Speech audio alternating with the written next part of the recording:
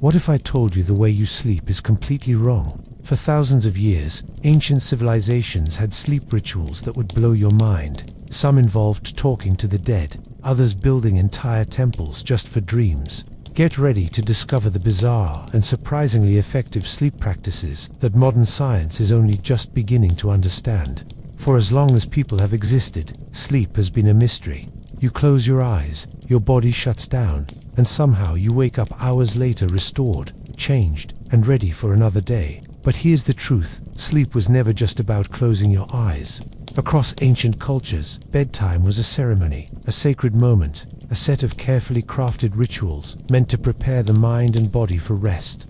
Some of these practices sound surprisingly familiar, others feel strange or even a little magical. Tonight, we're going to travel back in time, slip into the bedrooms of people long gone, and uncover the forgotten sleep rituals they swore by. Before you get comfy, go ahead and like the video and subscribe, only if you're actually enjoying it. Tell me in the comments where you're watching from and what time it is for you. I'm always curious to see the mix of places and time zones hanging out here together. Now, close your eyes and imagine the Nile at night. The river, usually alive with chatter and movement during the day, becomes quiet under the silver-blue light of the moon. The air cools slightly, though the warmth of the desert lingers, heavy and fragrant. Across the water, torches flicker in the courtyards of houses built of mud brick, their flames trembling like tiny stars. In one of these houses, a woman prepares for bed. She is not rushing. No one in ancient Egypt rushed to sleep. Sleep was a ritual, a kind of sacred passage between this world and the next. And like all sacred things, it had its preparations. For the Egyptians, sleep was not simply rest. It was a time when the spirit drifted free, wandering into other realms. Dreams were important, sometimes seen as divine messages, sometimes as warnings, sometimes as encounters with gods and ancestors. To enter that dream world unprepared would have been careless. Just as one would never enter a temple without washing and anointing, so too one should not lie down to sleep without proper preparation. This is where the oils came in. Egyptians were masters of scent, perhaps more than any other ancient people. They lived in a world perfumed by the desert's flowers, the gardens of papyrus, and the spice trade that carried frankincense and myrrh from distant lands. To them, fragrance was more than beauty, it was power. Oils and perfumes could purify, protect, and transform. At night, they were also keys to the realm of sleep. Picture the woman again, her hair dark against her linen dress. She takes a small alabaster jar, carved smooth and cool to the touch. Inside is oil infused with blue lotus, one of the most prized plants in Egypt. The blue lotus was sacred, a symbol of rebirth and the sun's return each morning. It was also believed to bring calm and even mild euphoria, a soft cloud of peace before sleep. Slowly, she rubs the oil onto her arms, her neck, perhaps even her feet, massaging it into the skin with deliberate care. The scent rises, floral yet slightly sharp, filling the room. The act itself was soothing. After a long day in the sun, with dust clinging to the skin, the sensation of oil was like liquid relief. It softened the dryness, cooled the heat, and left the body feeling renewed. But more than that, the Egyptians believed it protected the sleeper. Night was a dangerous time. The desert was full of snakes, scorpions, and unseen spirits. Dreams could be invaded by malevolent forces. The fragrance of certain oils was thought to keep these away, wrapping the sleeper in a kind of invisible shield. Frankincense, another favorite, carried its own meaning. Burned in temples for the gods, it was also rubbed on the body at night for purification. Its resinous, almost citrus scent was said to connect the human with the divine. Falling asleep with frankincense on the skin was like stepping into the night with the protection of the gods themselves. Cedarwood oil, imported at great cost from the mountains of Lebanon, had a heavier, grounding fragrance. It was believed to keep the mind steady and the body rooted, preventing restless tossing and turning. Just as cedarwood was used to preserve the dead in their eternal sleep, it was also used by the living to deepen the nightly one. The oils were not only for the wealthy, though the finest blends were expensive. Even ordinary Egyptians used simpler versions, castor oil, moringa oil, or olive oil, mixed with whatever herbs they had at hand. The ritual mattered more than the ingredients. To rub oil on the body was to say, "I am closing this day. I am preparing to meet the night." And the jars themselves tell a story. Archaeologists have uncovered countless little vessels, alabaster, clay glass still faintly holding the aroma of ancient oils. Some were buried with the dead, tucked beside the mummy in its coffin. Why? Because sleep and death were cousins. Just as one needed oils to guard and guide the soul through nightly dreams, so too did one need them for the eternal dream of death. The same rituals that prepared the body for rest prepared it for the afterlife. Imagine lying in a darkened room in Thebes, the air heavy with the fragrance of lotus and myrrh. The walls are painted with bright images of gods and flowers, but in the dim light they fade into shadows. A reed mat serves as a bed, layered with linen sheets. Outside, the Nile laps softly at its banks. The body relaxes, the mind begins to drift, and the sense carry the sleeper gently into the world of dreams. What kinds of dreams did they have? We know from texts that Egyptians took dreams very seriously. Dream books, collections of symbols and interpretations were copied and studied. To dream of drinking beer might mean joy was coming. To dream of drowning could mean misfortune. By anointing themselves with oils before sleep, people hoped not only to sleep well, but to receive dreams that were kind, clear, and useful. Priests sometimes used oils in rituals of dream incubation where one deliberately sought visions from the gods. A person would sleep in a temple, often after anointing and prayer, waiting for a dream that carried divine instruction. Imagine drifting off under such pressure, the air thick with incense, the body glistening with oil, hoping the gods would speak before dawn. Even the pharaohs took part. For them, dreams were political.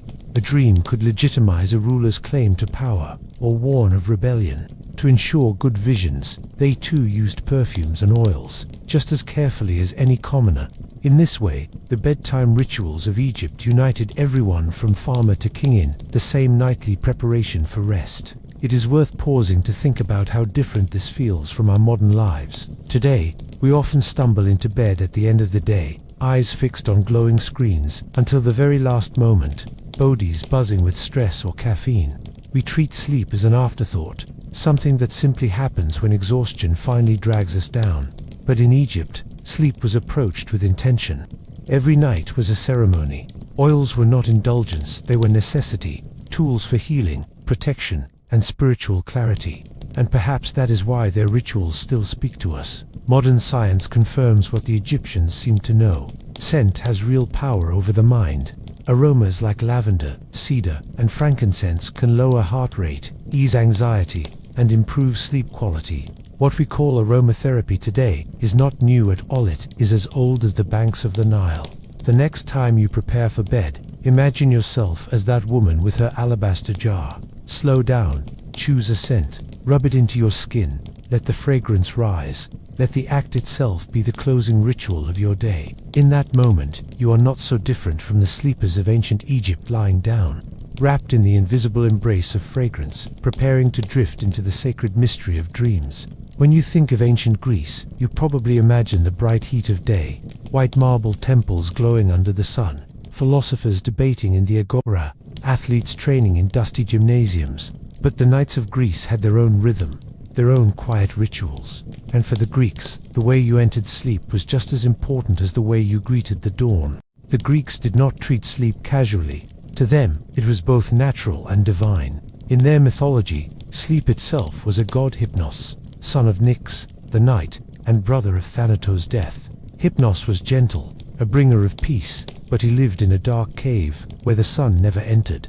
From there he sent dreams to mortals, carrying them on wings as soft as silence. To fall asleep was, in a way, to fall into his arms. And if Hypnos was a god, then bedtime demanded respect. One of the simplest but most important rituals the Greeks recommended was the evening walk. Physicians like Hippocrates and Galen wrote about it as though it were medicine. After supper, they said, take a walk not too far, not too fast. The goal was not exercise, but digestion, a way to let the body settle. Heavy food left sitting in the stomach was thought to disturb the balance of the humors, those vital fluids the Greeks believed controlled health. A walk smoothed the process, easing the body into readiness for rest. Picture it, a narrow street in Athens, the stones still warm from the sun. The air smells faintly of olives and smoke. Families are finishing their meals, voices carrying through open courtyards. You walk slowly, feeling your sandals scuff against the earth. The sky is deepening, streaks of orange fading into purple. Stars prick the horizon. Each step is deliberate, unhurried, almost meditative. By the time you return home, your body feels lighter, calmer. The day has been digested, in more ways than one. But the walk was only the beginning. Many Greeks followed it with a bath, not the grand social baths of later Rome, but simpler affairs. Warm water poured into a basin, sometimes scented with herbs. Warmth opened the pores, relaxed the muscles, and released the tension of the day. It was not unusual to add thyme or mint to the water. These herbs, believed to carry cleansing properties, released their fragrance in the steam, filling the small chamber with sharp, soothing scent. There is a quiet intimacy in this picture. Water ladled over the shoulders, the slow rubbing away of dust and sweat, the body becoming soft and clean. In the candlelight, shadows flicker across the walls. You feel lighter, not only in body but in spirit. The Greeks believed that physical cleansing was tied to moral and spiritual cleansing. To wash before bed was not vanity, it was a kind of purification before surrendering to hypnos. The household itself played a role. Greek homes were simple by design, but the bedroom or thalamus was often kept cool and dark. The bed might be a wooden frame strung with leather or linen, covered with wool blankets in winter. Curtains could be drawn to shut out drafts. The Greeks valued moderation, and that included the environment of sleep. Too much noise, too much light, too much stimulation of any kind was to be avoided. Sleep, like life, required balance. Philosophers spoke about this balance constantly. Aristotle wrote that sleep was essential for restoring the senses and repairing the body. Without it, reason itself faltered. Plato, in his Republic, spoke of the importance of peaceful images before bed, warning that violent or chaotic thoughts could disturb dreams and corrupt the soul. To prepare for sleep was, in their view, also to prepare the mind for the theater of dreams, where imagination ran unchecked. And dreams, to the Greeks, were more than fantasy. They were sometimes prophetic, sometimes symbolic, sometimes visits from gods or the dead. Temples to Asclepius, the god of healing, offered special rituals of dream incubation. A seeker would cleanse themselves, fast, and then sleep within the temple, hoping the god would send a dream with a cure. These incubations often began with oils or herbs, the same preparations done at home but intensified in sacred space. To sleep was to open the door to guidance. For ordinary Greeks, the bedtime rituals were smaller but no less meaningful. After bathing, a little oil might be rubbed on the skin. Olive oil, the lifeblood of Greece, was common, sometimes infused with lavender or rose. A small cup of diluted wine might be sipped not to intoxicate but to soothe. Wine was rarely drunk pure. It was mixed with water, sometimes flavored with honey. The sweetness and warmth worked much like a modern cup of tea, and conversation played its role. In the symposiums of the wealthy, evenings could stretch long with debate, music, and laughter. But in most homes, night was quieter. Stories were told, often myths or fables, their rhythms carrying listeners toward drowsiness. Children might hear tales of Odysseus or Heracles, not with the grandeur of epic poetry, but with the gentleness of a bedtime story. Adults, too, were lulled by these narratives, the mind softened by familiar patterns before slipping into dreams. The Greeks also paid attention to posture. Medical writers debated whether one should sleep on the right side or the left. Some claimed the right side aided digestion, others warned it placed too much pressure on the heart. These discussions might seem fussy, but they reflect how carefully the Greeks considered the mechanics of rest. To them, every choice mattered. What you ate, when you walked, how you lay down, what you thought before closing your eyes. It is easy to imagine a household winding down. Lamps are extinguished one by one. The smell of herbs still lingers in the air. Outside, cicadas sing.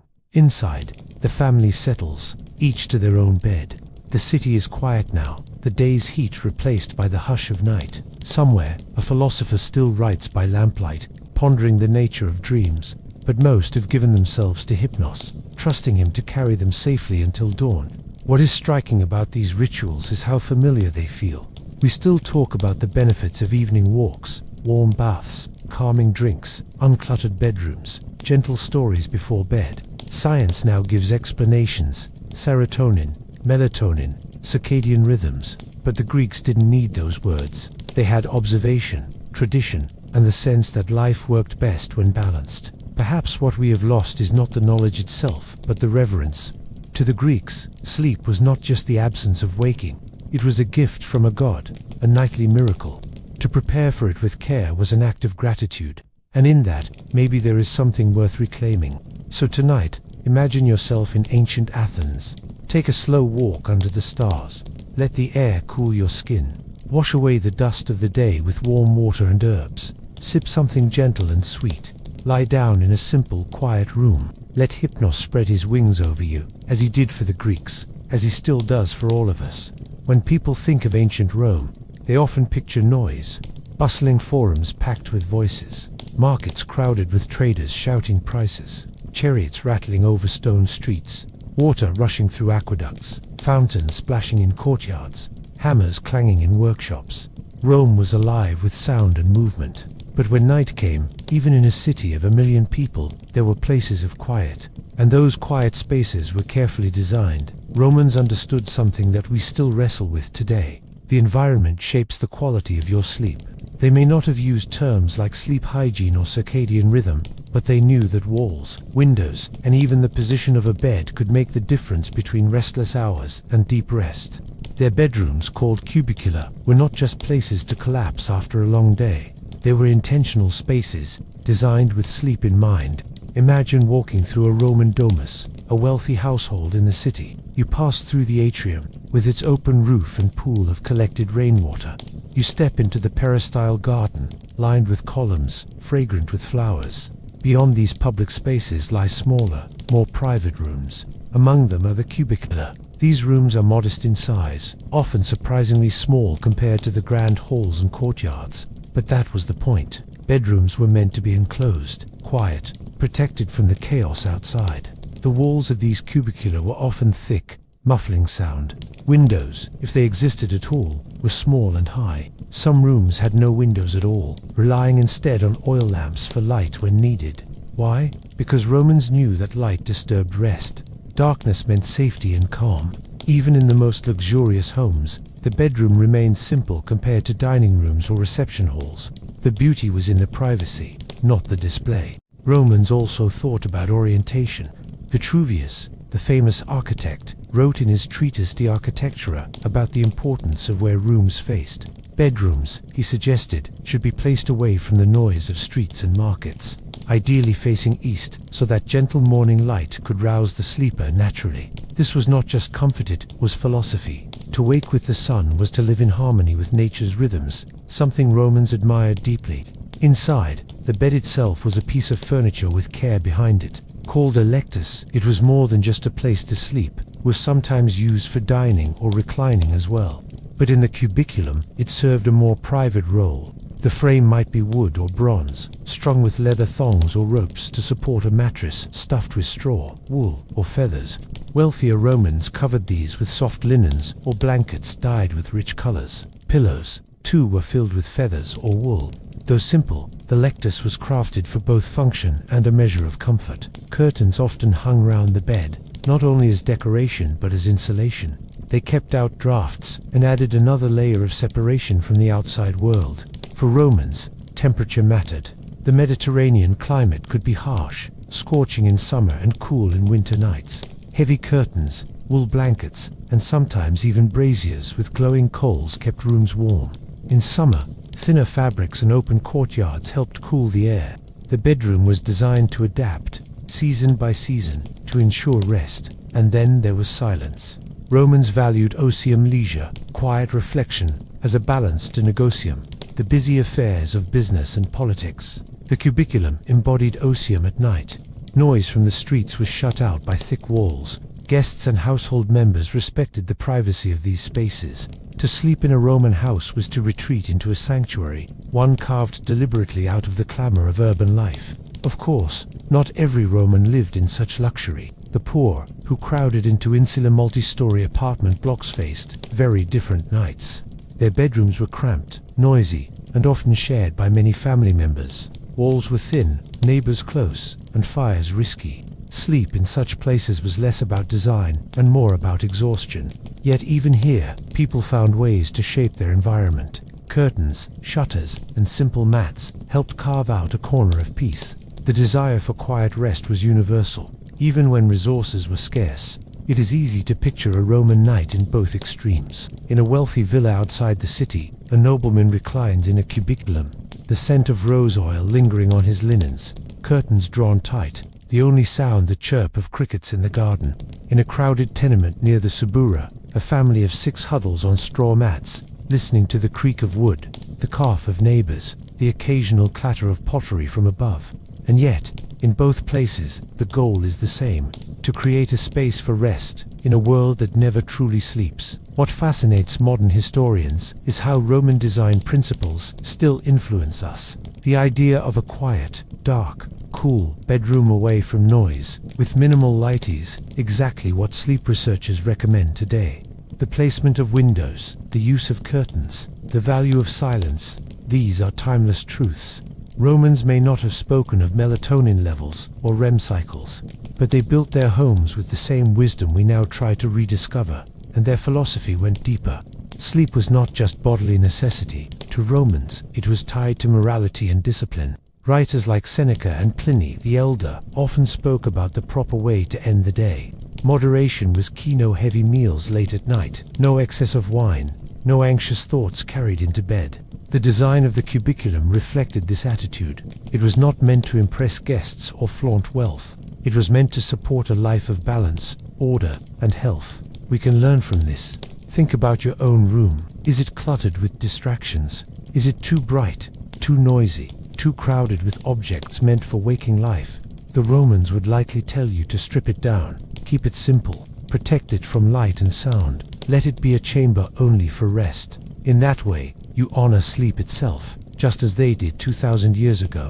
So imagine yourself tonight as a guest in a Roman villa. The evening feast is over. The torches in the atrium have burned low. A servant leads you down a quiet corridor to a small, darkened chamber. The bed is ready, draped in soft wool. You step inside, the thick walls shutting out the murmur of the city. You lie down, pull the blanket close, and close your eyes. The room is cool, still, and silent. Outside, Rome continues its endless noise. But here, in this carefully designed sanctuary, you are carried away into rest. The ancient Greeks didn't treat dreams as random flickers of the mind. They believed dreams were messages, sometimes warnings, sometimes guidance, sometimes even cures sent down from the gods. And they built entire sanctuaries dedicated to this mysterious nightly voyage. These places were called Asclepiad dream temples, and people traveled for days, even weeks, to sleep inside their walls. Imagine the scene. A pilgrim, weary from a long journey, approaches a stone sanctuary perched on a hillside. The air smells faintly of pine, the wind carrying the sound of cicadas. White marble columns rise ahead, gleaming in the late afternoon sun.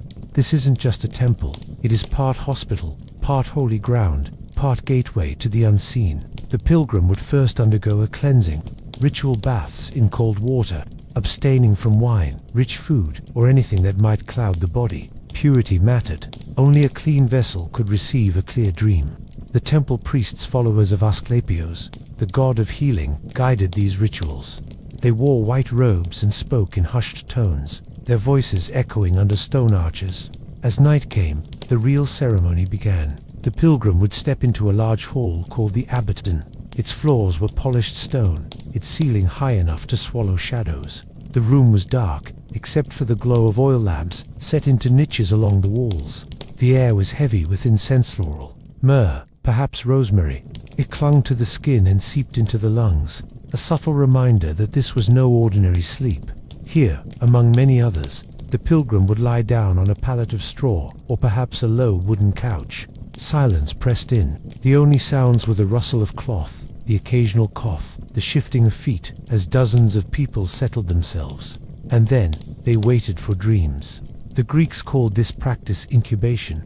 The idea was simple but profound. Sleep within sacred walls, and the god would come to you.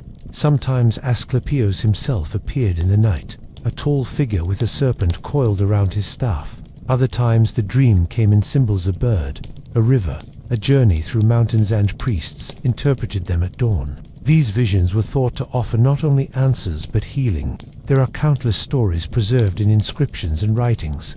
One tells of a man blind in one eye who slept in the temple at Epidaurus. In his dream, the god touched his eyelid. He woke the next morning with sight restored. Another inscription mentions a woman unable to bear children. She slept in the abaton and the god appeared, promising her a son.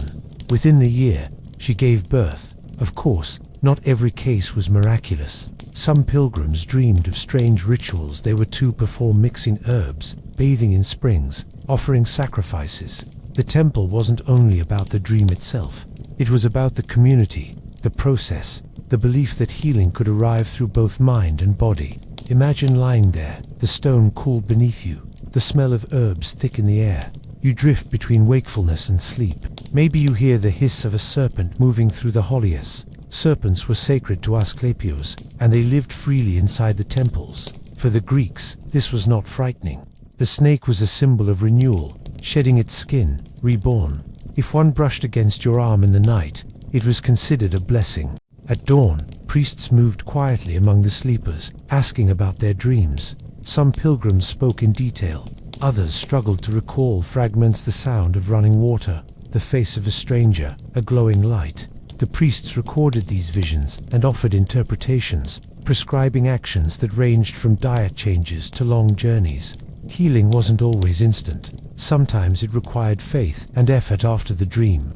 The dream temples weren't isolated wonders. They were part of a broader Greek view of sleep as a meeting ground between mortal and divine. Think of Homer's epics, where gods send dreams as warnings before battles, or philosophers like Aristotle, who mused about the way the mind sees images in the quiet of night. For ordinary Greeks, dreams weren't just private flickers of imagination.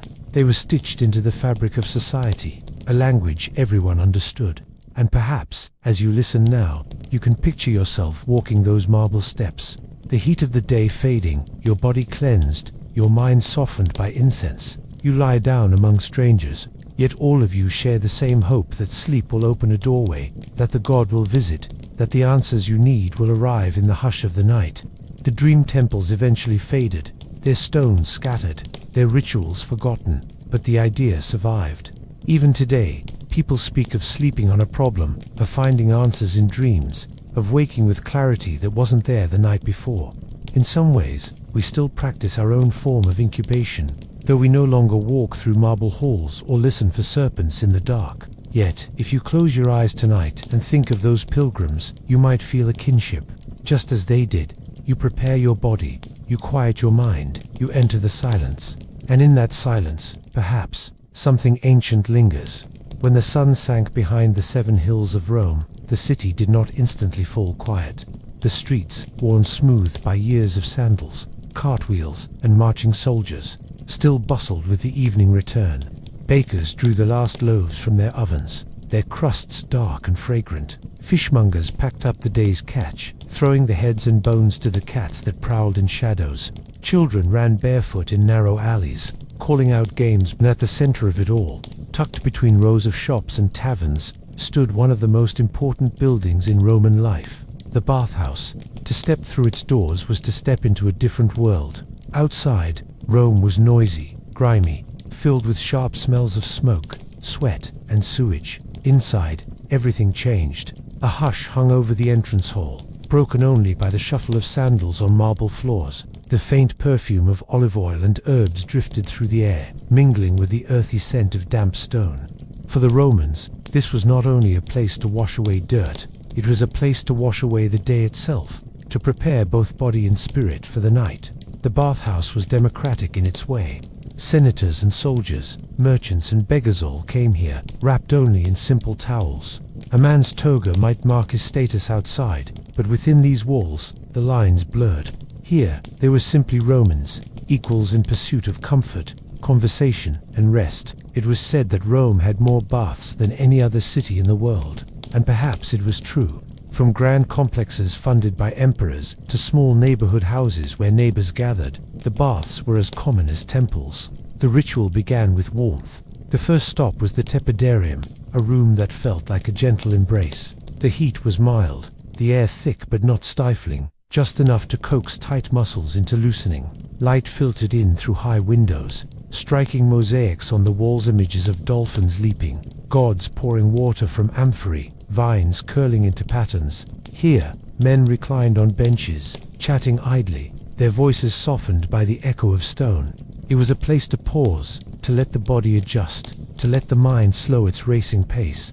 From there, bathers moved into the heart of the ritual, the caldarium. This was the hot room, and entering it felt like stepping into the mouth of a furnace. Steam clouded the air.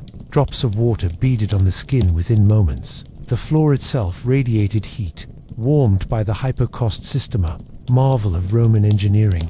Beneath the floor, slaves tended fires, channeling hot air through a maze of brick pillars that supported the stone slabs. The heat rose evenly, seeping into every corner of the room, a reminder of the empire's mastery, not only over men, but over nature itself. Here, men sweated until their bodies gleamed. They rubbed themselves with olive oil, letting it soak into the skin before scraping it off with curved tools called stridules. The scraping made a soft, rhythmic sound, metal against flesh, pulling away dirt and grease. It was not hurried. Each stroke was deliberate, almost meditative. For some, slaves performed this service, their practiced hands steady and precise. For others, it was done alone, a private ritual carried out among many. The caldarium was not just for cleansing, it was for purging. To sweat was to expel not only dirt, but illness, tension, even misfortune. A Roman might step in burdened by the cares of the day tax disputes, business worries, a quarrel with a neighbor, and leave lighter, as if the steam had carried those troubles into the rafters. And yet, the hottest room was not the end. It was only the beginning of renewal. The next stage was the frigidarium, the cold room. If the caldarium was fire, this was ice. At its center lay a pool of cold, clear water, large enough to hold many bathers at once. Its surface shimmered in the lamplight, rippling faintly with every step. To enter was a shock, a sudden bite against skin still flushed with heat. The gasp was instinctive, the heart raced. But then came release. The cold closed pores, tightened skin, and sharpened the senses. To emerge was to feel reborn, the body tingling with vitality. For some, this was the climax of the ritual. For others, it was only part of a longer circuit. They might return to the tepidarium, linger in the caldarium again, or rest in the dry warmth of the laconicum, a sweat room heated like a desert. Each man found his rhythm, his own path toward equilibrium. And yet, the baths were never only about water and heat. They were about people. Conversations thrived here, from gossip about gladiator games to debates on politics, philosophy, and trade. Deals were struck in the steam. Friendships were cemented in the plunge pools. Even emperors understood this. Augustus and Hadrian both made appearances in public baths, walking among common citizens, presenting themselves as men of the people. For in Rome, to skip the baths was to step outside society. But as night approached, the purpose shifted. In the morning, the baths could invigorate, preparing men for labor or public duties. In the evening, they softened. The process of heating, cleansing, cooling was not just a physical one, it was a gentle descent toward rest. By the time a man left the bathhouse, his muscles slack, his body clean, his mind unburdened, he was halfway to sleep.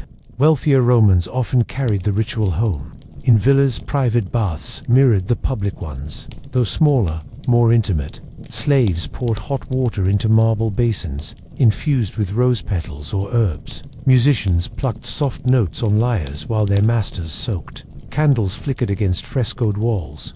Afterwards came oils, again lavender, myrtle, or simply olive, rubbed into the skin until it glistened. The bed awaited. Sheets of fine linen stretched over mattresses stuffed with straw, feathers, or wool. Sleep followed naturally, as inevitable as the turning of the stars. Even the poor, who could not always pay the small entrance fee for the public baths, still valued cleansing. Buckets of water fetched from public fountains, basins shared in courtyards, or the simple washing of hands and face before bed. These too were rituals, small acts of order in a world often chaotic. To be clean before sleep was to be ready, to approach the night with dignity, as a Roman should. And here we glimpse something timeless. Modern science tells us that warm water in the evening helps us sleep. It lowers the body's core temperature after bathing, signaling the brain to release melatonin, the hormone of rest. Muscles relax, the heart slows, the nervous system unclenches. The Romans did not speak in terms of hormones or thermoregulation, but they knew, instinctively, that this was the path to deep sleep. When you think of Rome, you might imagine legions, emperors, or gladiators. But perhaps the most human image is this: a man stepping from a bathhouse at dusk, his body steaming faintly in the cool air, his skin softened by oil, his spirit calm. He walks home beneath the glow of torches, past taverns still alive with noise, past children chasing each other in the alleys. He reaches his doorway, ducks inside, and lays down on his bed. The city hums outside, but he is already slipping into silence. For the Romans, the evening bath was not indulgence. It was necessity. It was the bridge between day and night, between labor and rest, between the clamor of the world and the quiet of dreams.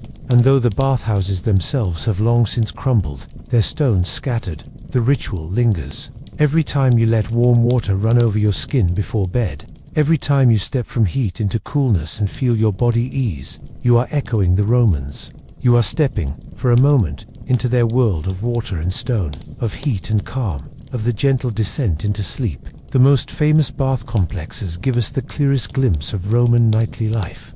Take the baths of Caracalla, built in the early 3rd century CE. Walking through those halls must have felt almost sacred. Massive vaulted ceilings, marble columns, mosaics depicting gods and heroes, and pools of all temperatures, tepid, hot and cold stretching, like liquid mirrors. In the evening, the glow of oil lamps flickered across the mosaics, turning dolphins into flickering shadows, making the gods seem almost alive. Citizens of Rome would flock there not only for bathing, but for socialization, exercise, and contemplation. It was common to see athletes practicing wrestling, philosophers lecturing students, or merchants conducting quiet negotiations, all within the same space. And yet, beneath all that activity, the ultimate purpose was the preparation for sleep, the unwinding of the day's burdens. Interestingly, bathhouses were also places of hygiene beyond the obvious. Romans were keenly aware of skin and hair care. Oils were applied not only for cleansing but for nourishment, especially for older citizens whose skin had begun to sag with age. They would rub mixtures of olive oil with herbs like rosemary, lavender, or even mint into their hair and scalp, both to smell pleasant and to promote relaxation. Some baths even had specialized rooms where perfumes were diffused or ointments rubbed into the skin. For a Roman, the evening bath was as much about aesthetic and sensory pleasure as it was about physical cleansing. The rituals themselves were meditative. The repetitive motions, the warmth, the cool plunge, the subtle fragrance all acted together to prepare the mind for the quiet of night. And then there was the social element, which cannot be underestimated. Unlike modern bathing, the Roman bath was public, and yet intimate. Citizens might share small talk with neighbors they'd otherwise never approach, exchange news of family or business, or quietly observe strangers. Laughter would ripple across the room, punctuated by the hiss of water and the soft scraping of Conversations often flowed from serious politics to gossip, philosophical musings, or even advice about dreams and health. Romans believed that the mind needed as much care as the body before sleep. By spending time in such communal spaces, they balanced both. Sleep itself was considered the final stage of this ritual. Wealthy Romans would return home, slip into their cubicula, and recline on beds that were carefully constructed for comfort. Mattresses of wool or feathers, linen sheets, and carefully chosen pillows created the ideal environment. But even the posture of rest was considered important.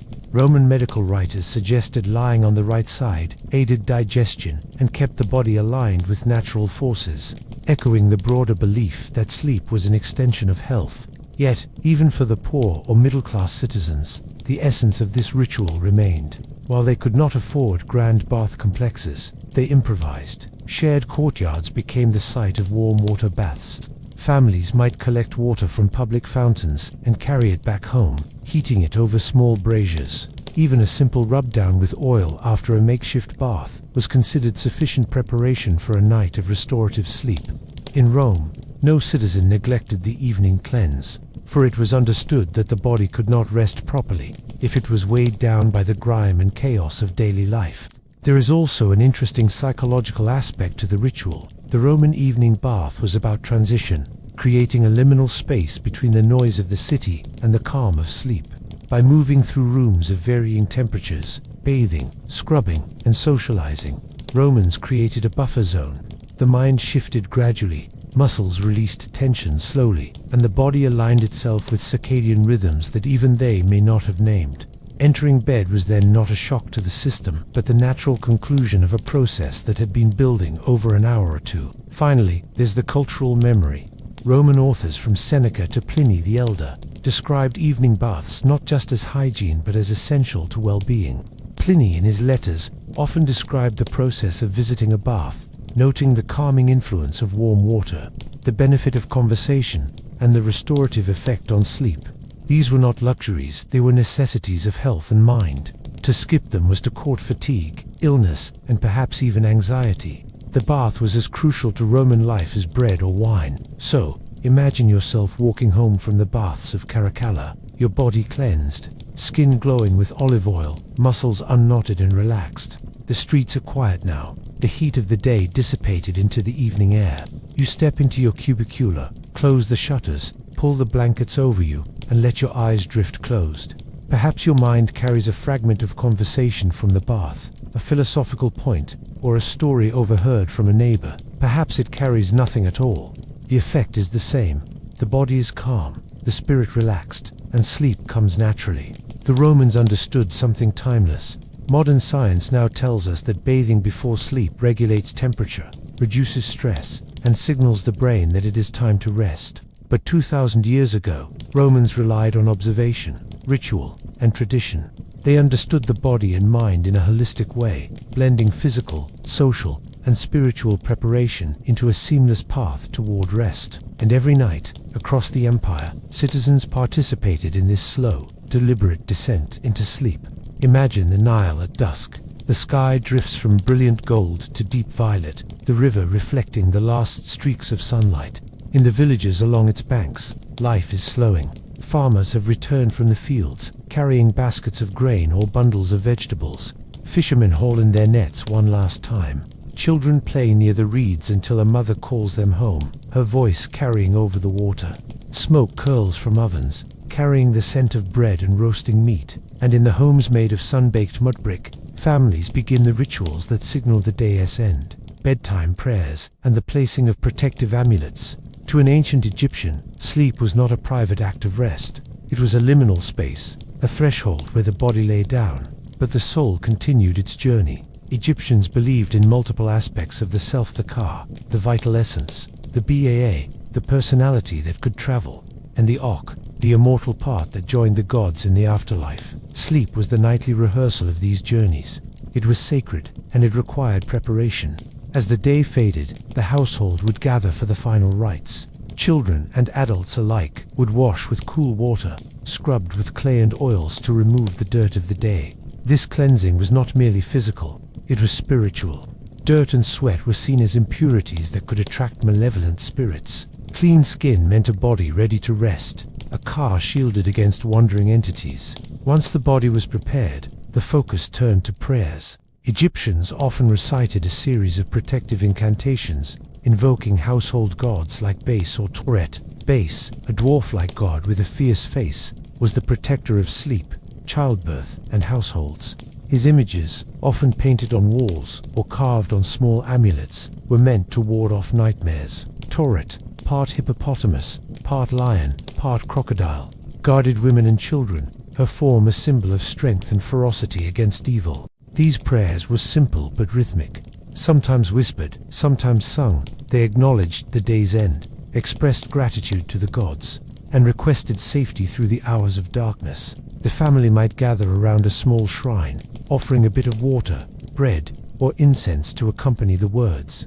Every gesture, every sound, every flicker of candlelight was part of the ritual. The Egyptians believed that gods listened, especially at these times, their attentions drawn to the liminality between day and night. Amulets played a crucial role.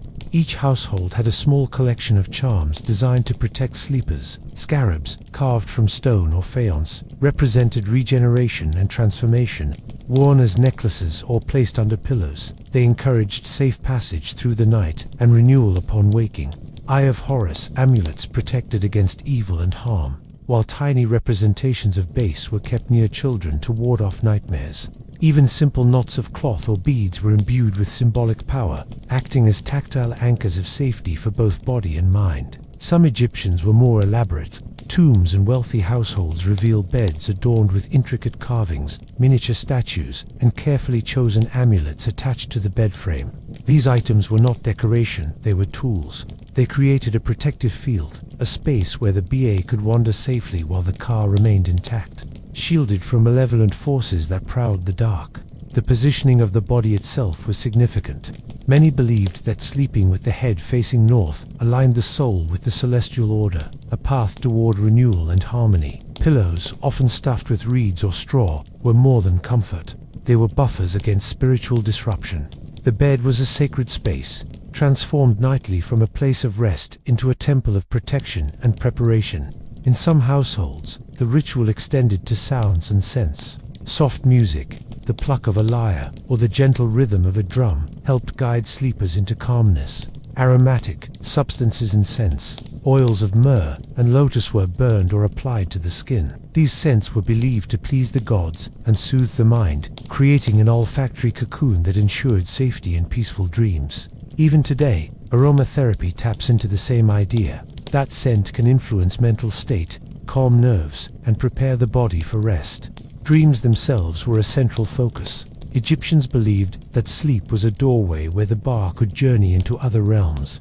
A dream could be a message from a god, a warning, or guidance. Families might record dreams or discuss their meaning upon waking. Some slept with scrolls of protective spells tucked nearby, ready to counteract a troubling vision should it arise. The very act of expecting dreams to carry significance created a mindful transition into sleep, reducing anxiety and fostering calm. Children were particularly attended to.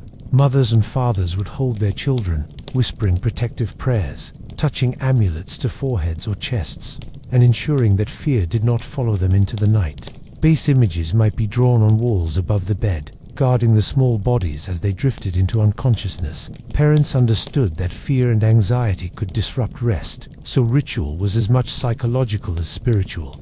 It provided structure, reassurance, and the sense of safety necessary for deep sleep. Even animals were considered part of the protective network.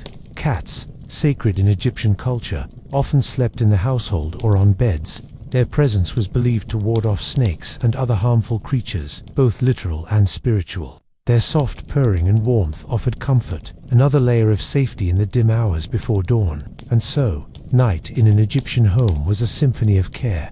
Water, oil, incense, whispered prayers, protective amulets, aligned bodies, scents, sounds, and the watchful eyes of gods all combined to create a cocoon where sleep could thrive. It was not rushed. There was no collapse into bed as we might imagine. Each step, each gesture, had meaning, designed to protect the sleeper, guide the soul, and ensure that the morning would come untroubled. Even for the poor, adaptations existed. A simple amulet under a pillow, a whispered prayer, a wash of cool water before bed. These small acts preserved the essence of the ritual. Safety, spiritual balance, and preparation for sleep were accessible to everyone, not just the wealthy. The Egyptians believed that no one should go unprotected in the hours when the veil between worlds was thinnest.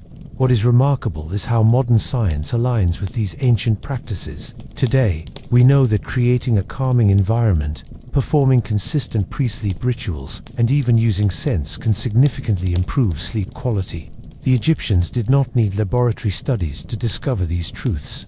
Through observation, tradition, and careful attention, they constructed an entire bedtime culture, one that nurtured body, mind, and spirit. So tonight, as you prepare for sleep, imagine yourself in that mud brick home on the Nile. The sun has faded, stars are pricking the sky. A mother whispers protective prayers to her children. A father adjusts a small amulet under the pillow. The air smells faintly of lotus and myrrh. Cats purr softly. Water has cleaned and cooled the skin. The family settles down, each person trusting that the night will pass safely, dreams will come, and the morning will return. This is the legacy of the Egyptians, an art of sleep woven with care, ritual, and reverence. And in this, there is a lesson we can carry forward. Sleep is sacred, not accidental. It deserves attention, preparation, and respect. The Egyptians remind us that rest is both a physical necessity and a spiritual act. To prepare for sleep is to honor the self, to create safety, and to open the mind to renewal. Imagine standing along the banks of the Yellow River as the sun begins its slow descent. Mist curls above the water, soft and ethereal, carrying the scent of damp earth and lotus flowers. Farmers return from terraced fields, carrying their baskets of rice and vegetables. Fishermen bring in nets heavy with carp. The air is filled with the low hum of evening insects and the soft clatter of wooden carts. In villages and towns across ancient China, life begins to wind down, and the rituals of night take center stage. Sleep is not simply the absence of activity. It is a practice, a craft, an art honed over centuries. The ancients understood that the body was a vessel of vital energy, known as qi. Sleep was not passive. It was a time when qi could circulate freely, when the body repaired itself, and when the spirit could find harmony. To neglect sleep was to disturb the natural flow of energy, potentially inviting illness, fatigue, and imbalance. Thus, bedtime routines were meticulous, carefully designed to harmonize the body, mind, and environment. Central to these rituals was the concept of balance, reflected in the philosophy of yin and yang. The day, full of activity and heat, represented yang energy, active, outward, and bright. Night, by contrast, was yin, still, cool, and inward-focused. To prepare for sleep, the ancients emphasized reducing yang, activity, and cultivating yin. Meals were light, often warm porridge or tea, rather than heavy meats. Physical exertion was completed well before dusk, allowing the body to slow and the heart rate to decline naturally. Bathing played a crucial role, though differently from the Romans. The Chinese often used warm water, infused with herbs like chrysanthemum, mugwort, or ginger. These herbs were selected not just for fragrance but for their therapeutic properties. Chrysanthemum, for instance, was believed to calm the spirit and reduce restlessness, while mugwort was thought to repel evil spirits and protect the sleeper from nightmares. Warm baths allowed the body to relax, opened pores to release toxins, and, most importantly, created a psychological transition from the business of day to the calm of night. After the bath came stretching and gentle movement, exercises rooted in what we now call Qigong, or Taoist breathing practices. These slow, deliberate motions were designed to guide the qi through the meridians of the body, releasing tension and restoring balance. A typical routine involved slow arm sweeps, circular shoulder rotations, and deep, mindful breathing. As the arms traced invisible patterns in the air, the mind quieted, and the body signaled its readiness for rest. These exercises were more than physical. They were meditative, training attention, calming anxiety, and fostering presence. Sleep posture was another carefully considered factor. Ancient Chinese texts suggest that lying on the right side aligned the heart and allowed qi to flow unobstructed, whereas lying on the left side was sometimes recommended for digestion. Pillows were not always fluffy cushions, but often bamboo or wooden supports designed to keep the spine straight, preventing energy stagnation. The bed itself was elevated to avoid dampness from the floor, and sometimes positioned according to feng shui principles. A headboard against a solid wall. A view of the doorway but not directly aligned with it, ensuring safety and unobstructed energy flow. Herbal remedies were frequently incorporated. Infusions of jujube seeds, known for their sedative qualities, were consumed before bed.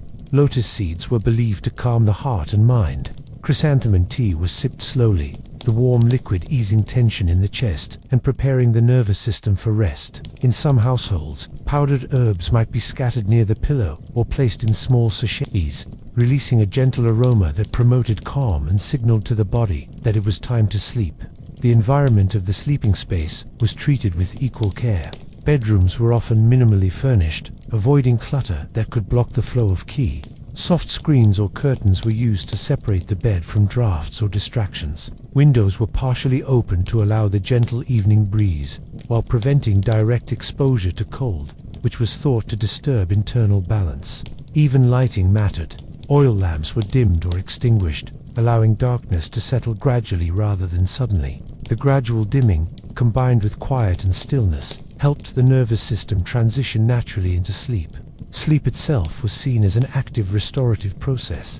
Taoist texts often describe dreams as opportunities for the spirit to travel beyond the body. While one slept, the consciousness could wander through realms of imagination.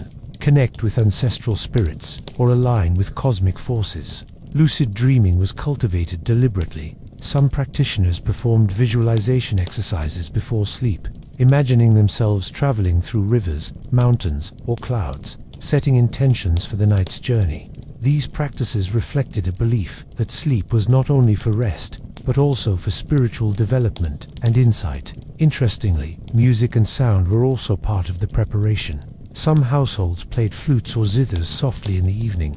The slow, flowing melodies mirrored natural rhythms, the wind in the reeds, the trickle of water, the rustle of leaves. Such music wasn't entertainment, it was therapy. The tones guided breathing, slowed heart rate, and eased mental chatter, creating a cocoon of calm in which sleep could take hold. Children, like in Egypt, were carefully tended. Mothers often rocked infants in cradles while whispering lullabies designed not just to soothe, but to instill balance of ki. Older children practiced gentle stretches or meditation exercises, learning early that sleep was a ritual requiring attention, not a passive act. This attentiveness to sleep from a young age was believed to ensure long-term health, emotional balance, and harmony with the natural rhythms of life. There were also seasonal considerations. In winter, rooms were warmed with braziers, and thicker blankets were used to maintain balance of warmth and energy. In summer, curtains were drawn to reduce heat, and cooling herbs were placed near the bed. Ancient manuals detail how adjusting sleep rituals according to season, climate, and age could optimize restorative benefits. Every detail mattered, reflecting a profound awareness of human physiology and the influence of environment on rest. Nightmares were taken seriously. If a child or adult experienced restless sleep or disturbing dreams, additional rituals might be performed. Burning protective herbs, reciting specific prayers, or performing small symbolic gestures to redirect energy. These practices weren't superstitious, but rooted in the belief that emotional and spiritual imbalance could manifest during sleep. By addressing it proactively, the ancients ensured both psychological and physical restoration. Perhaps most fascinating is the enduring legacy of these techniques. Modern practices like mindfulness, progressive muscle relaxation, meditation, aromatherapy, and sleep hygiene all echo the wisdom of ancient China. They understood the interplay of environment, ritual, and intentional preparation, long before neuroscience could explain circadian rhythms or melatonin. Picture yourself now, in an ancient Chinese home along the Yellow River. The sun has fully set. The air is fragrant with lotus and chrysanthemum. You step from a warm bath into the soft glow of a lamp. You move through gentle stretches, feeling tension melt from your shoulders, guiding energy through the body. A cup of warm herbal infusion rests nearby, inhaling its aroma with each mindful breath. The bed is carefully arranged, elevated, and uncluttered. Soft screens shield you from drafts. Outside, the sound of flowing water and rustling leaves settles your mind. Darkness deepens gradually. You lie down, close your eyes, and feel the flow of energy through your body, the gentle circulation of ki soothing both spirit and mind. You drift into dreams that are considered journeys, not distractions, exploring mountains, rivers, or imagined realms. Your sleep is active, yet restorative, deeply intertwined with ritual, attention, and balance. In this, there is a lesson we can carry forward. Sleep is not simply an absence of activity but an act of care, a cultivation of energy and harmony. The ancients understood that the mind, body, and environment must all align for true restorative rest. By preparing the body through warmth, the spirit through intention, and the environment through careful arrangement, they created a practice that optimized not only sleep quality but overall health. As you imagine lying there, wrapped in a blanket, the faint scent of herbs lingering in the air, you sense the deliberate attention, the centuries of wisdom. Sleep is not a passive act. It is a carefully guided transition. Ancient China reminds us that the preparation, the ritual, the care, the gentle alignment of body, mind, and space is just as important as the act of sleeping itself. And in the quiet of that night, as the river mist settles and the stars appear over distant mountains, you are connected to a lineage of practice that spans millennia. Every gentle breath, every mindful movement, every carefully prepared environment is a thread in a tapestry of resta. Tapestry, woven not just for the body, but for the spirit. Sleep, as the ancients understood, is sacred, and when honored, it transforms the ordinary night into a journey of restoration, insight, and quiet renewal. Imagine dusk settling over a medieval European village. The sun dips behind rolling hills, casting long shadows over timber-framed houses. Smoke rises from chimneys, carrying the scent of burning wood and half-cooked meals. Children run along cobblestone streets, chasing one another until mothers call them in. Farmers herd the last animals back to stables, while blacksmiths finish up the day's work, sparks flickering in the evening glow. The world is slowing, and with it comes a very particular human rhythm, the preparation for sleep. In medieval Europe, sleep was far from simple. Beds were smaller, rooms colder, and nights longer. Unlike our modern world of central heating, soft mattresses, and blackout curtains, medieval humans relied on a combination of practical measures, superstition, and ritual to navigate the long darkness. Sleep was an event carefully orchestrated, not just a natural consequence of fatigue. The day ended with evening chores. Families tended to fires, swept floors, and secured livestock. This period was practical, yes, but it was also the beginning of a transition. Cleaning the home, arranging bedding, and checking locks were as much about mental preparation as physical security. A tidy hearth and house symbolized safety, allowing the mind to release the anxiety of the day. Chaos, on the other hand, disturbed the spirit, making restful sleep more elusive. One of the most fascinating elements of medieval sleep was the use of herbs and fragrances. Lavender, rosemary, sage, and rue were strewn into bedding, burned as incense, or hung from beams.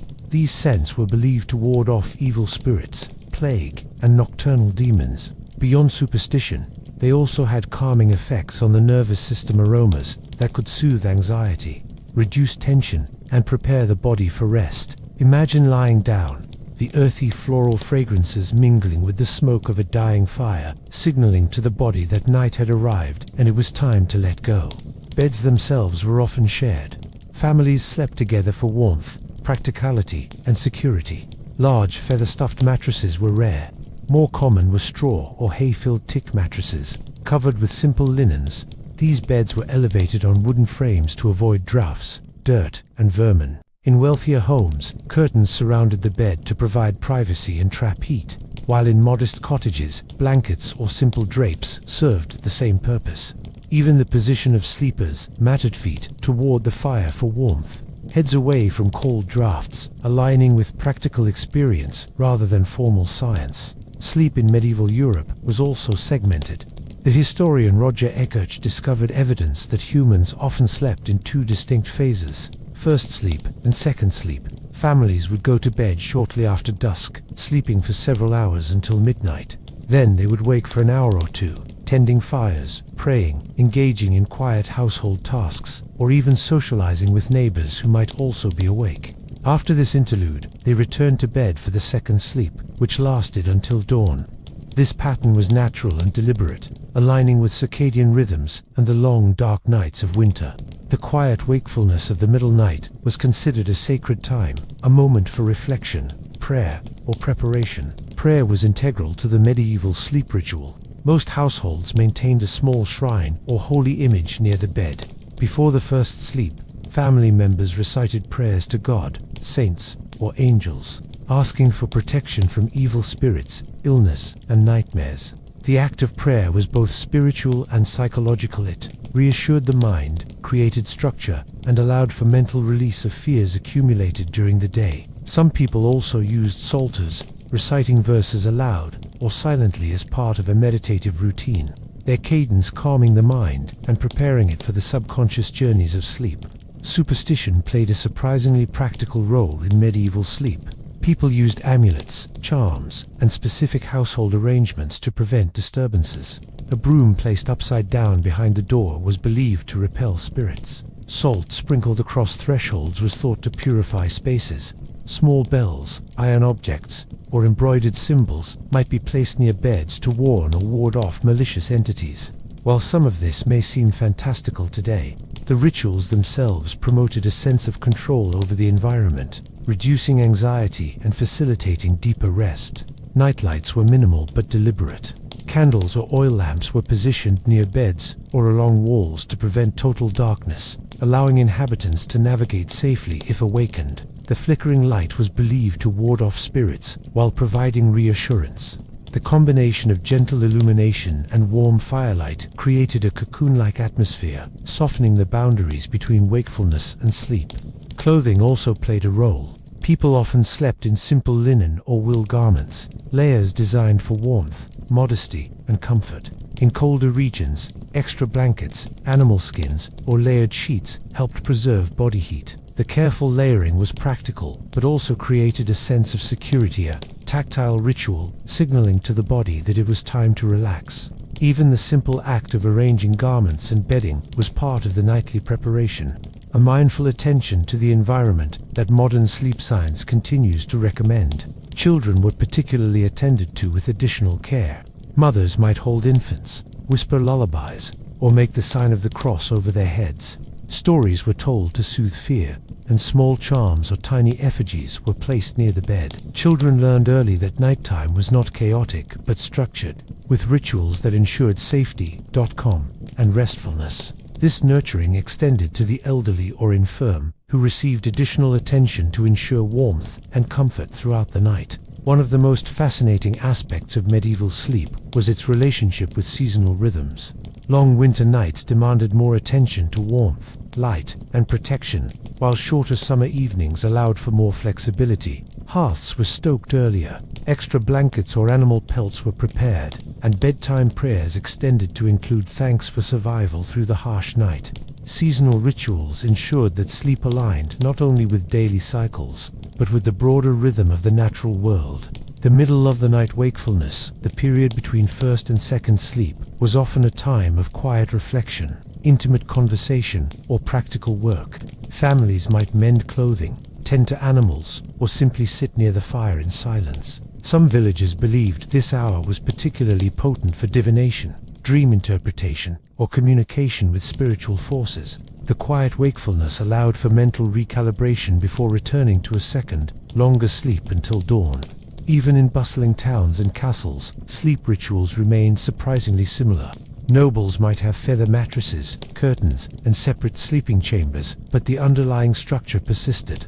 Light meals, cleansing, prayers, and positioning of the bed, according to practical and symbolic considerations. The aristocracy often added music, soft instruments, or attendants to ensure comfort.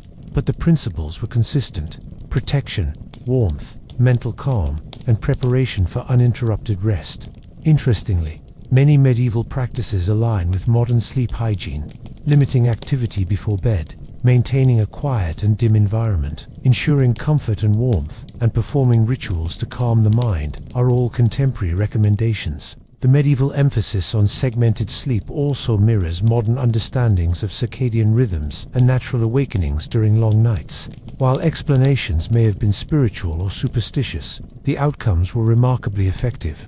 Picture now a medieval household as darkness falls. The fire dwindles, casting a soft glow across the room. Straw mattresses are fluffed, wool blankets layered for warmth. Children huddle with parents, small hands clutching charms, faces relaxed in anticipation of rest. Adults recite prayers, the rhythm of words carrying them into calmness. Outside, the wind rustles through trees, and distant sounds of the village fade. Sleep is not rushed but prepared, a series of mindful acts, practical measures, and sacred rituals that together guide the body, mind, and spirit into restorative rest.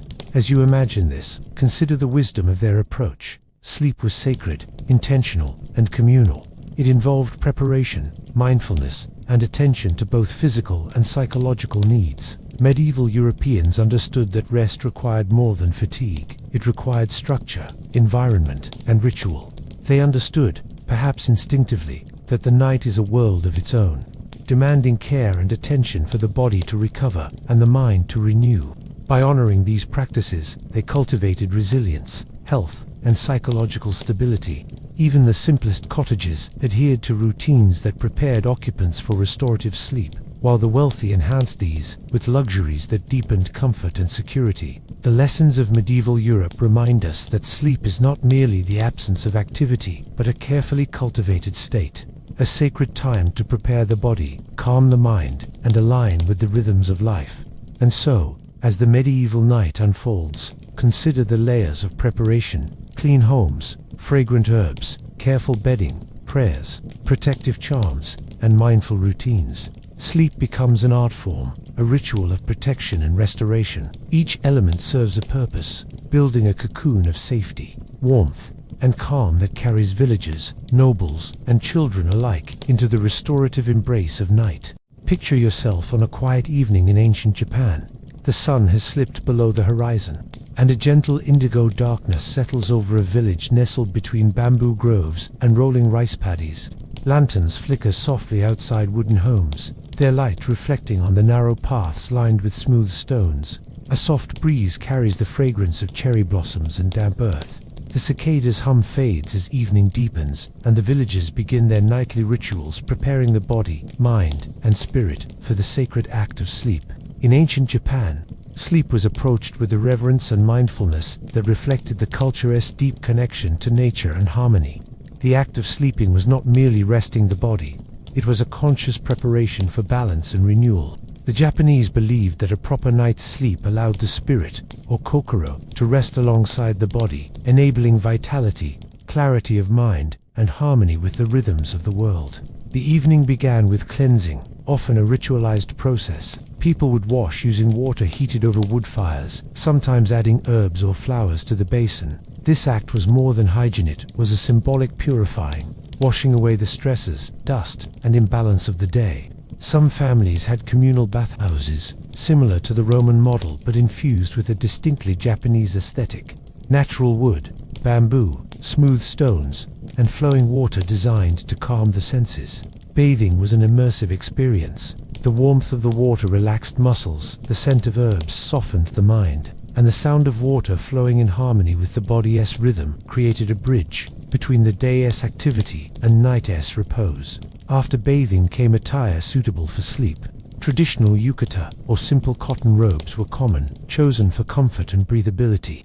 They were layered thoughtfully, considering the season and temperature, ensuring the sleeper remained comfortable without constraining movement. The simplicity of garments reflected a broader cultural value: minimalism, clarity, and harmony, preventing distractions and allowing the mind to focus on rest. Sleeping surfaces themselves were carefully prepared. Instead of elevated beds, the Japanese often used futons, thin mattresses laid on tatami mats, which provided both support and insulation. Tatami, made from woven straw, allowed air to circulate, keeping the sleeper cool in summer and warm in winter. Futons could be folded and stored during the day, creating a flexible, open living space.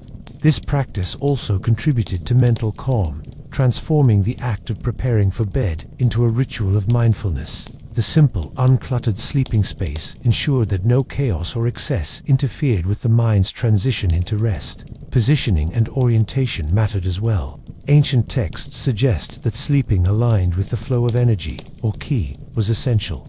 Head placement and direction were chosen thoughtfully to harmonize with natural forces and seasonal winds. Rooms were ventilated carefully to avoid stagnant air, and furniture was positioned to prevent obstacles or energy blockages. Even the smallest details, placement of pillows, arrangement of blankets, and proximity to windows or doors, were considered part of a holistic system of preparation for sleep. Ancient Japanese sleep rituals also emphasized breathing and meditation. Before lying down, individuals often engaged in slow, deliberate breaths, focusing on drawing in calm, releasing tension, and harmonizing the body with the rhythm of nature. This early form of mindfulness or meditative practice ensured that the mind was not left racing with worries, preparing both body and spirit for restorative rest. Some practiced visualization, imagining themselves floating along rivers, drifting over fields, or being cradled by mountains. Gentle mental exercises that eased transitions into sleep and guided the spirit toward tranquility. Herbs and aromas were integrated into nightly practices. Incense, such as sandalwood or aloeswood, was burned in small holders near the sleeping area. The smoke was believed to cleanse the space spiritually, warding off malevolent spirits, while also soothing the mind. Fragrant sachets containing herbs like mugwort, lavender, or camellia might be tucked under the pillow, releasing calming scents throughout the night. These aromas served dual purposes: spiritual protection and mental relaxation, echoing practices in other ancient cultures but uniquely Japanese in their aesthetic subtlety.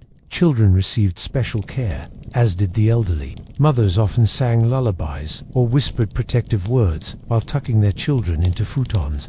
Small talismans, miniature images of protective deities, or charms were sometimes placed nearby. These practices reassured young minds, fostering a sense of security and establishing a lifetime habit of mindful sleep preparation. Elders, whose bodies were more sensitive to cold or disturbance, received additional blankets, careful alignment on the futon, and sometimes calming teas to support both digestion and nervous system relaxation. Seasonal rhythms guided ritual adjustments. In winter, rooms were insulated with extra layers of tatami or straw. Braziers provided warmth, and heavier quilts were layered over futons. In summer, screens were drawn to diffuse heat. Light bedding was used, and sliding doors allowed airflow while maintaining privacy. The Japanese recognized that the body's needs shifted with the seasons, and sleep rituals evolved accordingly. Attention to the environment ensured that the body could regulate temperature naturally, promoting deeper, uninterrupted rest. Dreams were considered significant. Ancient Japanese believed that sleep allowed the spirit to visit other realms, communicate with ancestors, or receive insight from the natural world. Some families kept dream journals or oral traditions of dream interpretation, discussing visions upon waking. This practice encouraged reflection, emotional processing, and spiritual engagement. Dreams were not dismissed as random, but honored as meaningful, requiring both attention and preparation to ensure they were beneficial rather than disturbing. Music and ambient sound were also incorporated. The soft sound of a bamboo water fountain, distant bells, or low chants could create a meditative atmosphere. These auditory cues provided rhythm and continuity, helping the mind drift gradually into the calm, steady state necessary for deep sleep. Silence, in balance with these subtle sounds, allowed the brain to disengage from daytime activity, mirroring the natural quiet of night. Even the act of consumption before sleep was guided by ritual. Light, warm teas such as chamomile, barley, or rice-infused brews were common. Heavy meals were avoided to prevent indigestion or restless sleep. Teas themselves were prepared and sipped mindfully, their warmth and aroma acting as gentle cues for the nervous system to relax. This attention to digestion, energy, and calm mirrors modern advice on evening nutrition and the importance of winding down before bed. Communal and familial aspects were also central. Unlike modern isolated bedrooms, sleep often occurred in shared spaces.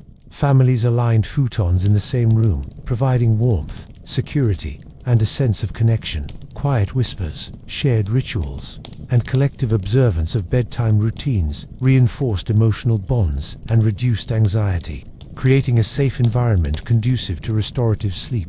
Picture now the scene fully. The village quiets, lanterns glow softly along narrow paths, and inside a home, a family moves through ritualized preparations. Water is poured, herbs are scattered, incense curls into the air, futons are arranged carefully, and each breath is mindful. Children are tucked in with gentle songs, adults sip warm tea, and the household transitions from activity to stillness.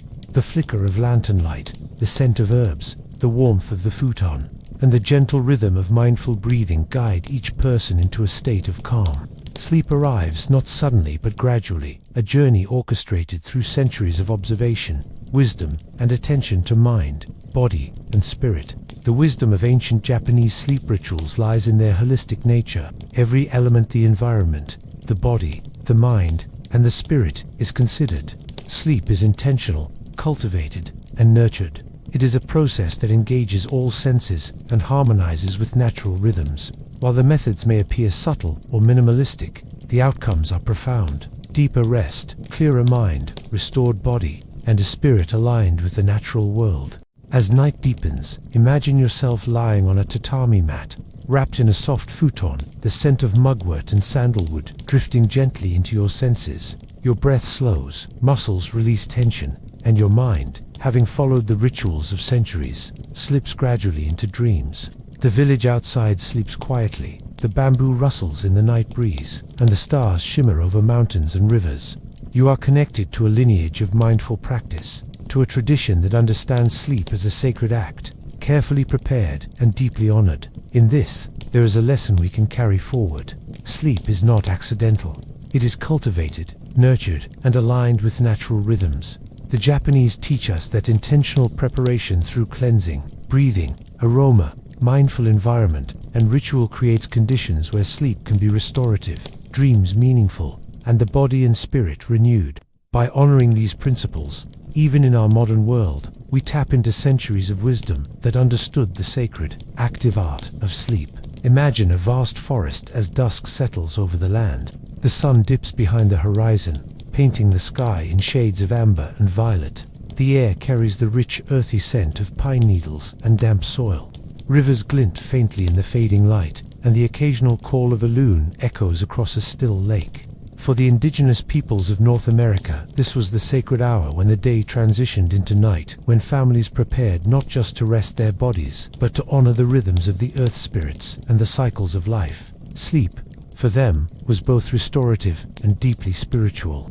In Native American traditions, sleep was viewed as a bridge between the physical world and the spiritual realm. The night was a time when the spirit could journey, connect with ancestors, and receive guidance from the natural world. It was understood that the boundaries between the living and the spiritual blurred at night, so preparation for sleep was intentional, protective, and deeply respectful. Rituals, environment, and community played a central role in ensuring that the body, mind, and spirit aligned for restorative rest. The evening often began with cleansing rituals, both practical and spiritual. Before sleep, hands, faces, and sometimes the entire body were washed with water. In some communities, a small sweat lodge ritual might precede sleep, especially for special occasions or rites of passage. The sweat lodge, a dome-shaped structure, heated with hot stones and infused with herbal steam, served multiple purposes. It cleansed the body of physical impurities, purged mental tension, and created a spiritual environment in which the spirit could be aligned and prepared for rest. Even without a sweat lodge, families would perform simpler rituals, such as brushing hair, washing faces, or smudging with smoke from sacred herbs like sage, sweetgrass, or cedar. The smoke was believed to purify the sleeping space, driving away negative energy and inviting protective spirits. Sleeping areas were arranged with careful attention to comfort, safety, and harmony with nature. In many plains tribes, families slept in tipis, structures that were not only practical but symbolic. The circular form of the tipi reflected the cycles of life and the universe, and beds were positioned carefully, often on raised platforms or bundles of mats, furs, or woven grasses. Elevation served to avoid dampness, cold, and pests, while soft layering provided insulation.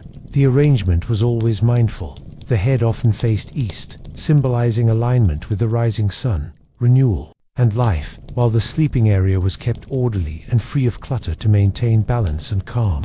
Herbs and scents played a central role in these rituals. Sage, cedar, sweetgrass, and tobacco were often burned or placed near the bed. The aromatic smoke served multiple purposes. It purified the space, calmed the mind, and invited protective spirits. These plants were sacred, their smoke believed to carry prayers upward. Children were often included in smudging rituals, learning from a young age that scent fire and smoke could shape perception, calm the mind, and create a safe environment for sleep. Family and communal practices were essential. Unlike modern private bedrooms, sleep often occurred in shared spaces. Families huddled together on mats or furs, ensuring warmth, security, and emotional connection. Shared sleep promoted safety, allowed children to feel protected, and reinforced social bonds. Elders were given priority for comfortable sleeping areas, sometimes closer to the fire, while children and young adults aligned their bedding around them, reflecting the communal respect and care that guided daily life. Storytelling was integral to the transition into sleep. Before lying down, families would gather to share oral histories, myths, and lessons from ancestors. These stories were more than entertainment, they were moral guidance, cultural memory, and a method for calming the mind. Children drifted to sleep with the cadence of familiar voices, absorbing lessons about the natural world, spirits, and ethical living. Adults also benefited, using these narratives to release mental burdens, reflect on the day, and attune to the wisdom embedded in the stories. Dreams held special significance. Native American cultures often treated dreams as messages from the spirit world, opportunities to connect with ancestors, or insights into the natural order. Certain tribes used dream catchers, woven hoops with intricate webs to filter dreams, allowing only positive visions to pass while catching disturbing or harmful images. Placed near the sleeping area, these tools created a sense of protection, reassurance, and spiritual guidance. Other tribes might interpret dreams communally in the morning, sharing insights and guidance, reinforcing the notion that sleep was not only restorative but an active part of spiritual life. Music and natural sounds were often incorporated into the sleep environment. Gentle drumming, flutes, or the quiet rustle of leaves could guide the mind toward calm, providing rhythm and continuity that helped release tension. Even the sound of a nearby stream or the crackle of a dying fire was recognized for its restorative qualities. This attentiveness to auditory stimuli reflects an understanding that sleep requires both body and mind to be harmonized with the surrounding environment. The timing of sleep was also seasonal and dictated by natural light. In summer, when days were long, activities extended into the evening, but the transition to darkness remained marked by ritual, the final tending of fires, smudging, and preparation of bedding. In winter, longer nights demanded additional warmth and vigilance. Extra furs, layered mats, and proximity to the fire ensured comfort. Seasonal variations in sleep were observed consciously, recognizing the body's alignment with the environment and the natural world. Spiritual guidance often informed bedtime rituals. Certain prayers or chants were recited before sleep, invoking protection, guidance, and gratitude. These invocations could include personal reflection, collective prayers, or ceremonial recitations. The focus was on creating a mental and spiritual state conducive to deep, restorative rest. By affirming safety, expressing gratitude, and connecting with the spiritual world, the mind and body were primed for sleep, reducing anxiety and fostering balance. Children were taught early to respect sleep as a ritualized sacred act. Bedtime stories, smudging, careful arrangement of mats, and gentle attention to fear created a framework for restful sleep. Older children might participate in preparation, learning the rituals and their spiritual significance. This education reinforced the notion that sleep was not a passive state, but an active, intentional practice involving care for the body, mind, and spirit. Some tribes also incorporated physical movement or stretches before sleep. Gentle motions, similar to modern-day yoga or qigong, helped release tension, improve circulation, and guide energy through the body. Combined with controlled breathing, these exercises created a meditative state, preparing the body for deep rest while calming the mind. Movement was always gentle, rhythmic, and aligned with natural flows, reflecting the broader cultural emphasis on harmony with the environment. The evening meal played a role in sleep preparation. Lighter, easily digestible foods were preferred in the hours before rest. This practice prevented discomfort during sleep and maintained harmony within the digestive system. Meals were often communal, reinforcing social bonds and providing a psychological sense of completeness and satisfaction before the body transitioned into restorative stillness. Imagine a village nightfall. The stars appear in the sky, lanterns flicker gently, and smoke rises from small fires. Families move through ritualized activities, preparing bedding, arranging mats and furs, burning sage and sweetgrass, sharing stories, drinking herbal teas, and performing gentle stretches. Children are soothed with songs and prayers, adults affirm safety and reflection, and everyone aligns themselves with the rhythms of nature. Sleep does not arrive abruptly, but gradually, guided by ritual, environment, and mindfulness. In this way, Native American sleep rituals were deeply holistic. Every element, herbs, bedding, storytelling, communal practice, dreams, and spirituality served to harmonize body, mind, and environment. Sleep was understood as an active process, an opportunity for restoration, reflection, and spiritual connection, even in modern terms. These practices illustrate key principles of sleep hygiene, creating a calm environment, aligning with natural cycles, using sensory cues to prepare the mind, and fostering a sense of safety. As the night deepens, the forest is still. Rivers glint faintly under starlight, and the wind whispers through trees. In tipicent homes, families sleep peacefully, their spirits aligned, bodies restored, and minds quieted by centuries of practiced ritual. The smoke from sage curls upward, carrying prayers and gratitude, while dreams connect the sleeper to ancestors, guidance, and insight. Sleep, in this context, is not merely rested, it is a sacred journey, carefully prepared, guided, and protected. The lesson is timeless. Sleep is an act that engages all senses, aligns with nature, and nurtures both body and spirit. By honoring the rituals, attention to environment, and spiritual practices of Native Americans, we can appreciate sleep not as a passive state, but as a cultivated art, one that fosters restoration, insight, and harmony with the rhythms of life. Picture yourself in a small village on the edge of the savannah as evening descends. The sky glows in fading shades of amber and indigo. Acacia trees cast long shadows across dusty pathways. Smoke curls lazily from clay hearths as families begin their evening routines. Crickets chirp in harmony with the distant calls of nocturnal wildlife. In these communities, the coming of night is not just the end of the day, it is a transition into a sacred period of rest, reflection, and spiritual alignment.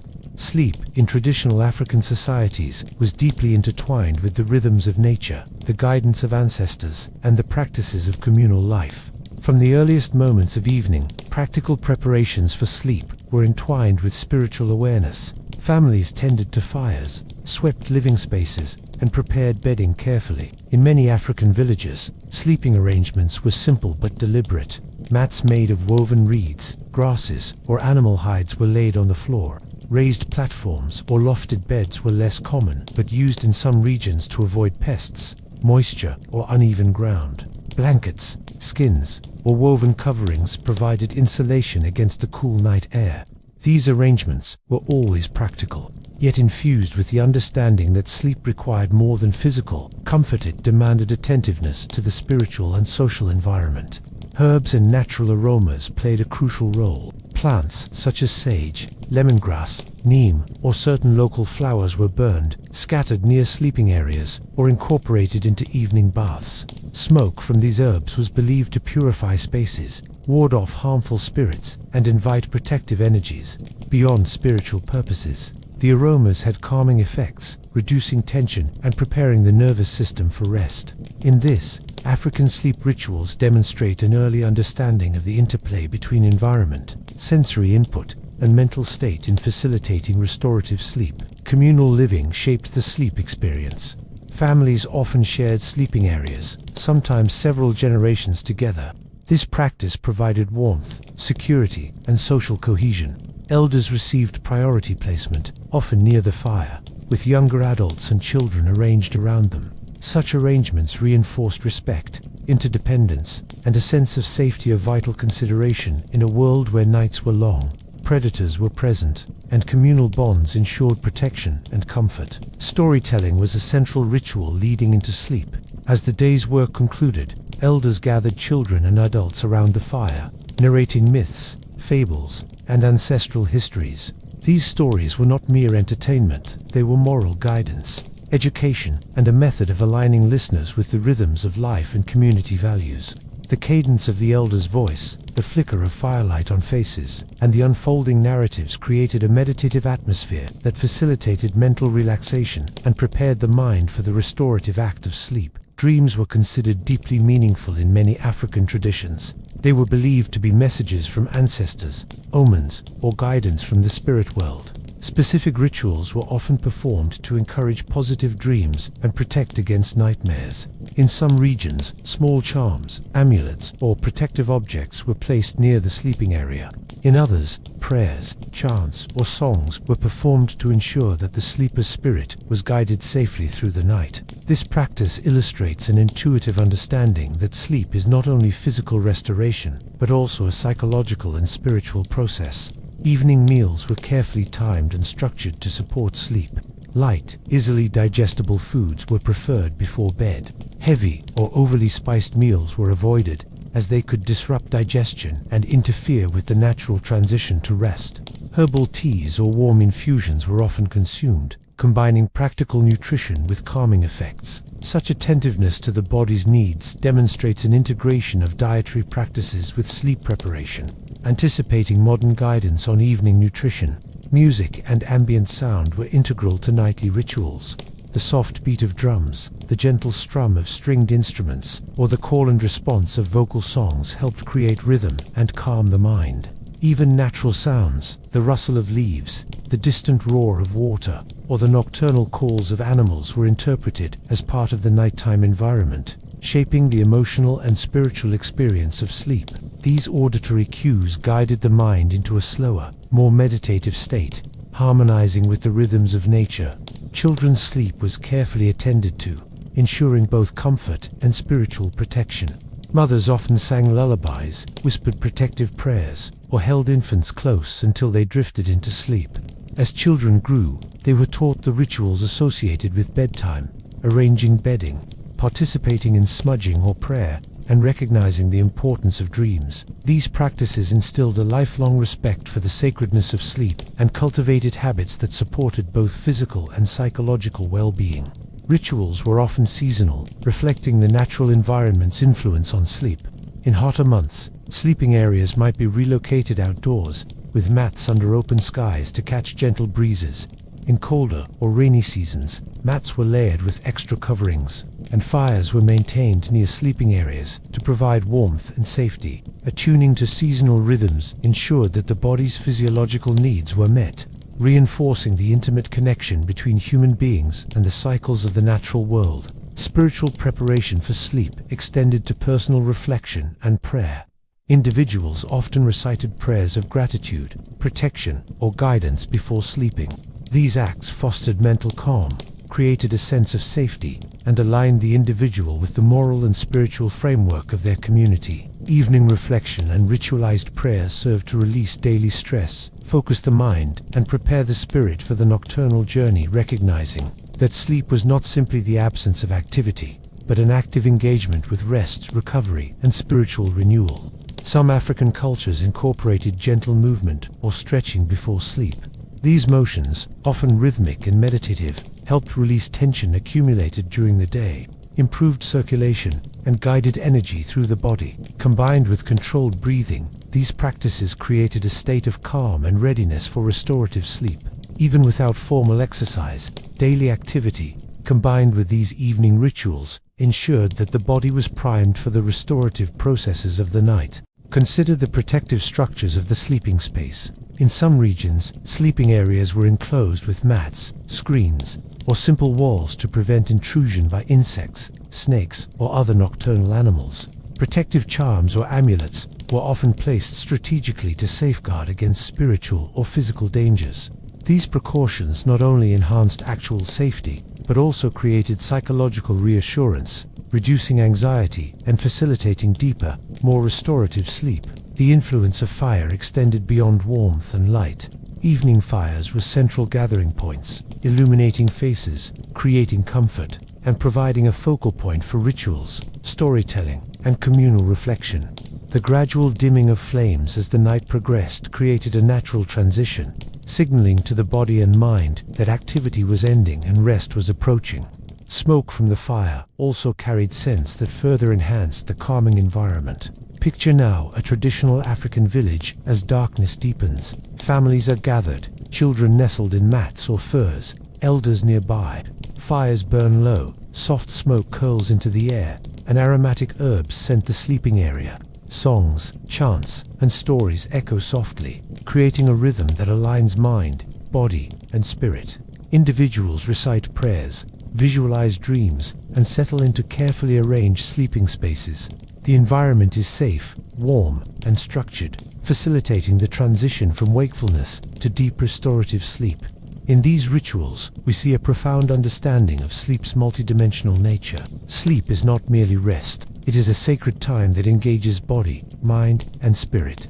Physical comfort, environmental control, communal presence, spiritual preparation, and sensory management all contribute to optimal restorative outcomes. The attention to these factors in traditional African societies mirrors modern sleep science. The importance of routine, environment, sensory cues, mental relaxation, and alignment with natural rhythms.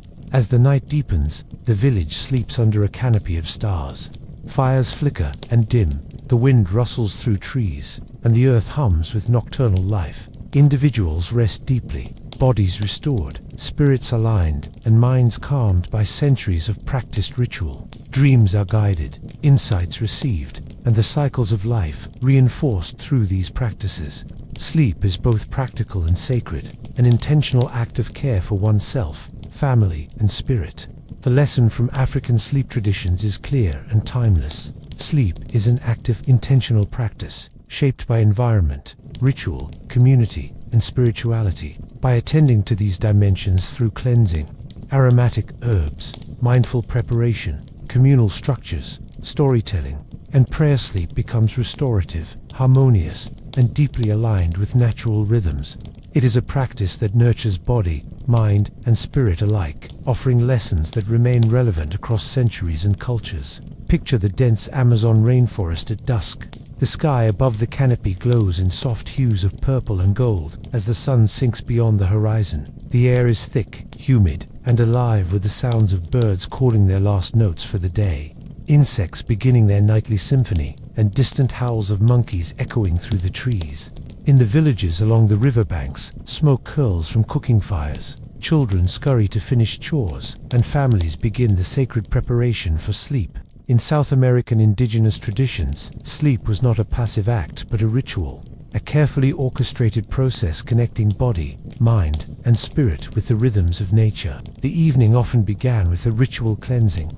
Many indigenous groups practiced washing or bathing in rivers or natural streams, sometimes accompanied by the use of aromatic herbs and plants. Leaves, flowers, or barks were crushed and added to the water, releasing calming scents and believed spiritual protection. Bathing was more than hygiene, it was purification, a symbolic release of the day's physical and mental burdens, and preparation for a night in which the spirit might journey. In some communities, this ritual was accompanied by soft chants or songs, creating a meditative, reflective state that helped individuals transition from activity to rest. Sleeping arrangements were deliberate and practical, yet aligned with spiritual principles. Hammocks, often woven from cotton or local fibers, were common across many Amazonian communities. The gentle sway of a hammock allowed the body to relax fully, providing comfort while keeping sleepers off the damp, uneven forest floor. Hammocks were sometimes positioned in clusters for families, promoting warmth, security, and social cohesion. In colder or higher altitude regions, additional mats, blankets, or woven coverings were layered for insulation. The careful arrangement of sleeping spaces reflected an understanding that environment profoundly influences rest, and that comfort, safety, and harmony with surroundings were essential for restorative sleep. Herbs, scents, and smoke played an important role in sleep preparation. Sacred plants like sage, copal, tobacco, or other locally significant herbs were burned or placed near sleeping areas. The smoke served multiple purposes. It purified the space, invited protective spirits, and promoted calm and relaxation. Children were often included in these rituals, learning from a young age that the sense of smoke, the rhythm of the ritual, and the act of preparation could shape their mental and emotional readiness for sleep. This intersection of practical and spiritual considerations illustrates a sophisticated understanding of sensory and psychological influence on rest. Family and communal practices were central. Families often slept near one another, either in shared hammocks or in adjacent structures, fostering warmth, protection, and emotional connection. Elders were prioritized for comfort, while children and younger adults positioned themselves to ensure safety and communal cohesion. This emphasis on community not only provided physical protection, but reinforced social bonds and created a mental sense of security, a key component in facilitating deep, restorative sleep. Storytelling and oral tradition were essential components of the evening ritual. As night approached, elders would gather children and younger adults around fires or lamps, sharing myths, legends, and historical accounts. These stories served multiple functions. They educated, transmitted cultural knowledge, and created a calming rhythm that transitioned the mind from the day's busyness to the reflective stillness of night. The cadence of spoken word, combined with the flicker of firelight, helped listeners release tension and engage imagination in a gentle, structured manner, fostering both emotional and cognitive relaxation. Dreams were deeply significant in these cultures. Sleep was viewed as a bridge between the physical and spiritual worlds. Dreaming was considered a time when the spirit could travel, communicate with ancestors, receive guidance from nature, or encounter symbolic visions. Many tribes had protective rituals to ensure beneficial dreams and prevent nightmares. Charms, talismans, or sacred plants were often placed near sleeping areas to guide or safeguard the sleeper. These practices reinforced the idea that sleep was active, engaged, and spiritually significant, rather than merely a biological necessity. Evening nutrition and beverages were carefully considered. Lighter meals, including fruits, roots, or lean proteins, were preferred to avoid discomfort during sleep. Warm infusions made from local herbs were consumed for their calming and digestive properties. This mindful approach to nutrition ensured that the body was physically prepared for restful sleep, reinforcing the integration of practical, environmental, and spiritual considerations. Music and ambient sounds were incorporated to enhance the sleep environment. Soft drums, flutes, or stringed instruments might accompany evening rituals, creating a gentle auditory rhythm conducive to relaxation.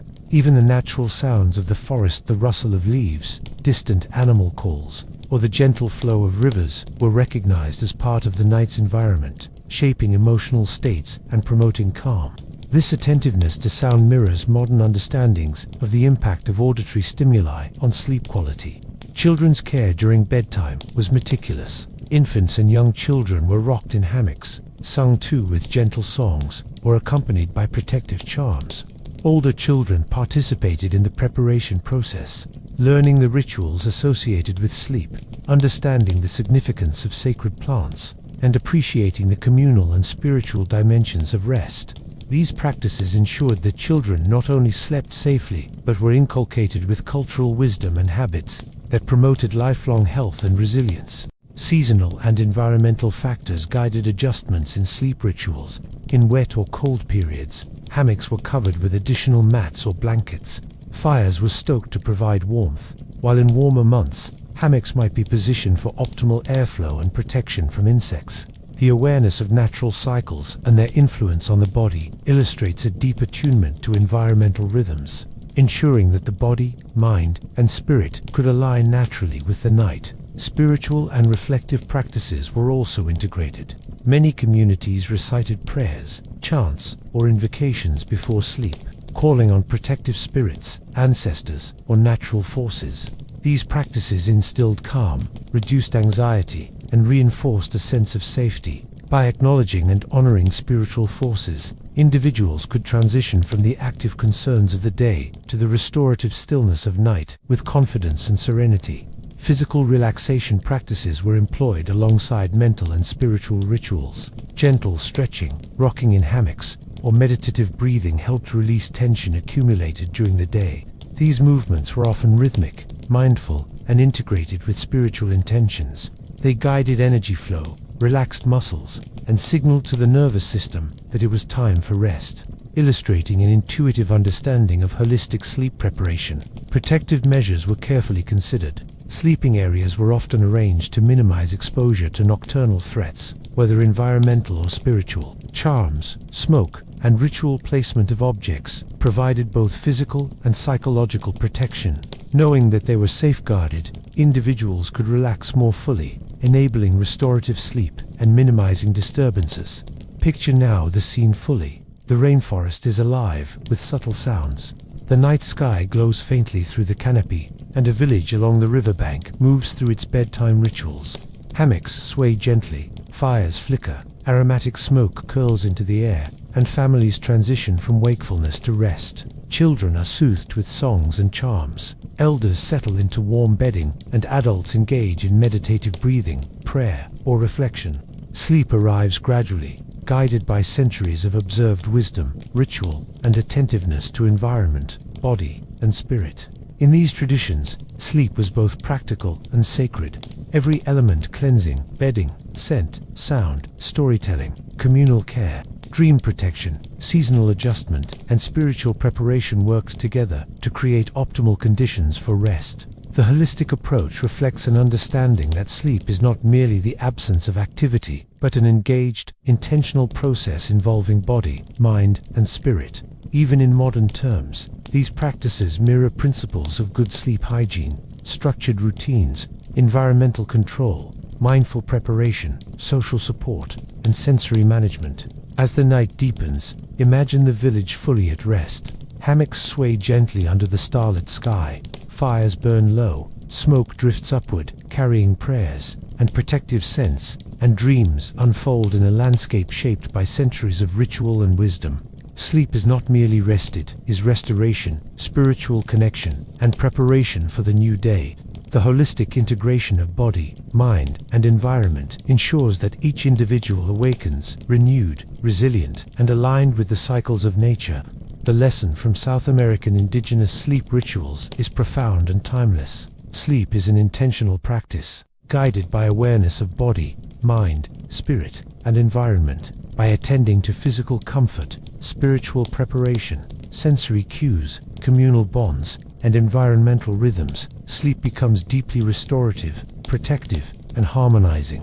These traditions remind us that even in modern life, the principles of mindful, intentional sleep remain vital, connecting us with natural cycles, cultural wisdom, and the rhythms of life itself. Picture the Nile River as the sun sinks behind its banks, turning the sky a deep crimson and gold. The air is warm but carries a hint of the evening's cooling breeze. In towns and villages along the river, the sounds of the day fade. Merchants close their stalls, animals settle, and families prepare for the night. In ancient Egypt, sleep was more than rest, it was a sacred act, a carefully guided ritual that balanced physical comfort, spiritual protection, and alignment with cosmic order. The Egyptians saw sleep as a liminal state, a bridge between the world of the living and the world of spirits. They believed that during sleep, the soul could leave the body and commune with God's ancestors or spiritual forces. Consequently, the preparation for sleep was both practical and ceremonial, designed to protect the sleeper, promote restorative rest, and facilitate spiritual journeys. Evening cleansing was a common first step. Egyptians bathed regularly, and the evening bath was particularly significant. Water was collected in basins or small pools, sometimes scented with herbs, flowers, or oils. Lotus flowers, frankincense, and myrrh were popular additions, releasing calming aromas and believed to purify the body and spirit. Bathing served both hygiene and spiritual purposes, symbolically washing away the day's misfortunes, fatigue, and negative energy. After bathing, the body was dried carefully, and scented oils were applied to moisturize the skin and carry protective and soothing properties. Sleeping arrangements were meticulously prepared. Beds were raised wooden platforms, often with woven reed or linen mattresses. Cushions or soft linen bedding provided comfort, and blankets were layered depending on the season. Wealthier Egyptians used elaborate beds, sometimes inlaid with gold, decorated with hieroglyphs, or symbolically aligned with the sun god, Ra, reflecting the integration of spirituality into even the most practical aspects of life. The positioning of the bed was deliberate.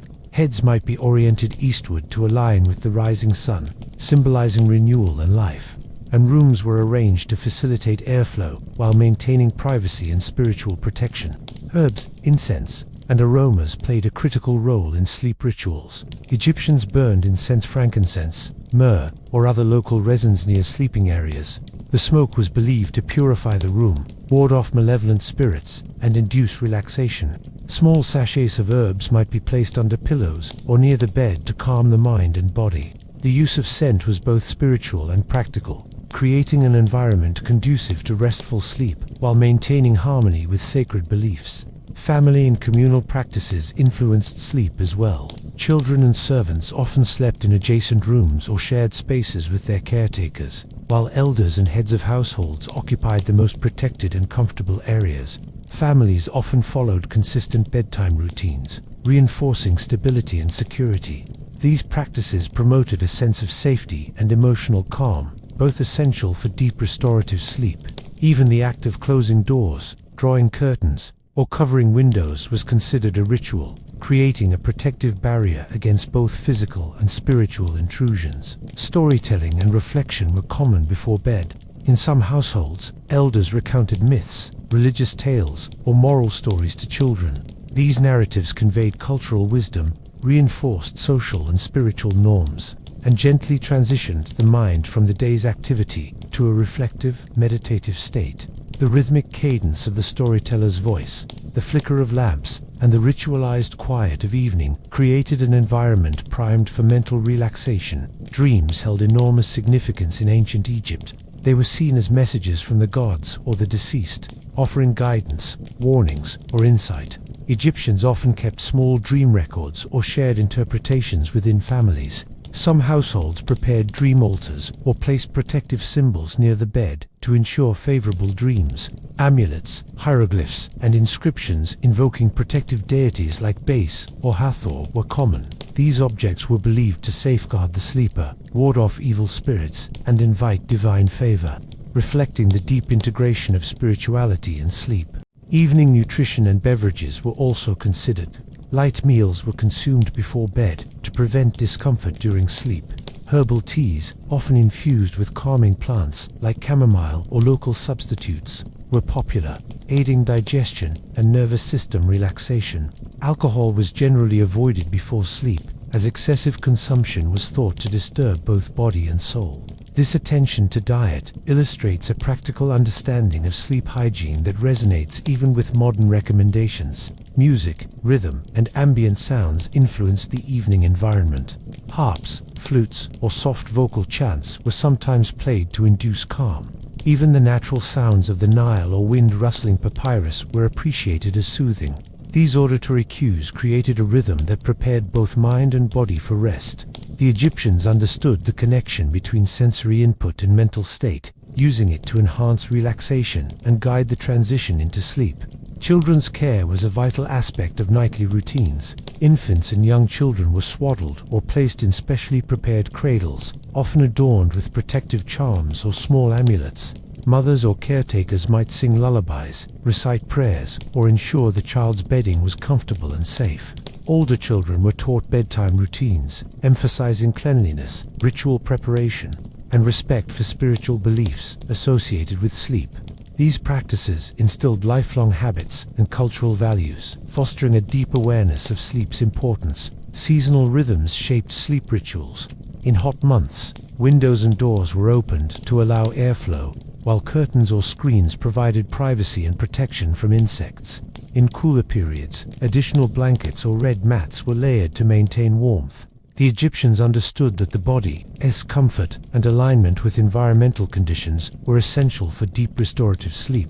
Seasonal adjustments reflected a careful observation of natural cycles, emphasizing harmony between human physiology and the rhythms of the natural world. Spiritual and reflective practices were often incorporated. Before bed, prayers or invocations were directed toward gods, protective spirits, or ancestors. These practices reinforced a sense of safety, gratitude, and alignment with divine order. The act of preparing mentally and spiritually for sleep ensured that individuals transitioned from the day's activity into a state of calm readiness, fostering both mental clarity and emotional balance. Physical relaxation was also important. Gentle stretching, rolling, or meditative breathing helped release tension accumulated throughout the day. Even simple body adjustments on the bed were performed mindfully, demonstrating an intuitive understanding of physical alignment and its impact on sleep quality. Combined with environmental control, spiritual preparation, and sensory guidance, these practices created conditions for profound restorative sleep. Protective measures were extensive. Amulets, inscriptions, and symbols invoking deities were positioned around beds, doors, and windows. These objects served both spiritual and psychological purposes, providing reassurance, fostering calm, and protecting against harmful forces. Knowing they were safeguarded, Egyptians could relax fully, allowing both body and spirit to rest deeply.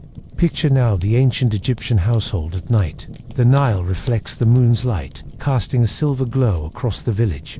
Fires burn gently in courtyards. Aromatic smoke drifts into sleeping spaces, and families move through their nightly rituals, bathing, applying oils, preparing bedding, arranging amulets, and reciting prayers. Children listen to stories and lullabies. Elders reflect quietly, and the household settles into calm. Sleep arrives gradually, guided by ritual, environmental control, and spiritual awareness, transforming the night into a period of restoration and connection with the cosmos. In these rituals, we see a profound understanding of sleep as a multidimensional act. Every element, cleansing, bedding, scent, sound, storytelling, dream protection, nutrition, seasonal adjustment, and spiritual alignment was designed to harmonize body, mind, and spirit. Sleep was both practical and sacred, reflecting an awareness that rest is essential not only for physical recovery, but also for spiritual and psychological balance. Even in modern terms, ancient Egyptian practices echo principles of effective sleep hygiene, structured routines, environmental optimization, sensory management, and mental preparation.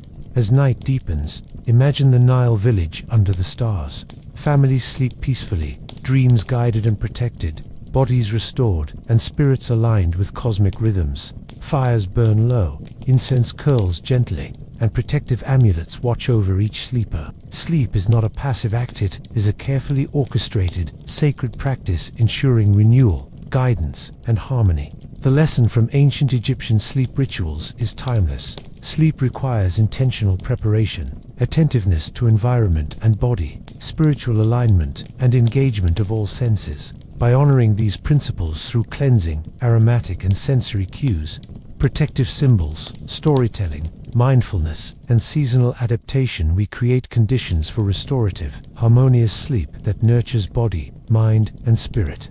Imagine the Mediterranean twilight, where the sky is streaked with molten oranges, fading into deep indigo. The scent of olive groves and sea air drifts through small villages and bustling towns. In Greece and Rome, the approach of night marked not just the end of the day, but a transition into a sacred period of rest, reflection, and spiritual attunement. Sleep, for these ancient civilizations, was both a practical necessity and a culturally significant ritual, entwined with philosophy, medicine, and spiritual belief. In Greece, the art of sleep was connected to health, balance, and harmony. Philosophers like Hippocrates and Aristotle observed that proper rest was essential for the equilibrium of the humors, the vital fluids believed to determine health and temperament. Insufficient or improper sleep could disturb the balance of blood, phlegm, black bile, and yellow bile, resulting in physical and mental ailments. Consequently, sleep was approached with intentionality, and daily routines were structured to support both body and mind. Evening activities often transitioned from work and social interaction into periods of calm, reflection, cleansing, and preparation for rest. Bathing was central to evening rituals. Greeks favored warm baths infused with oils and herbs, often accompanied by gentle massages.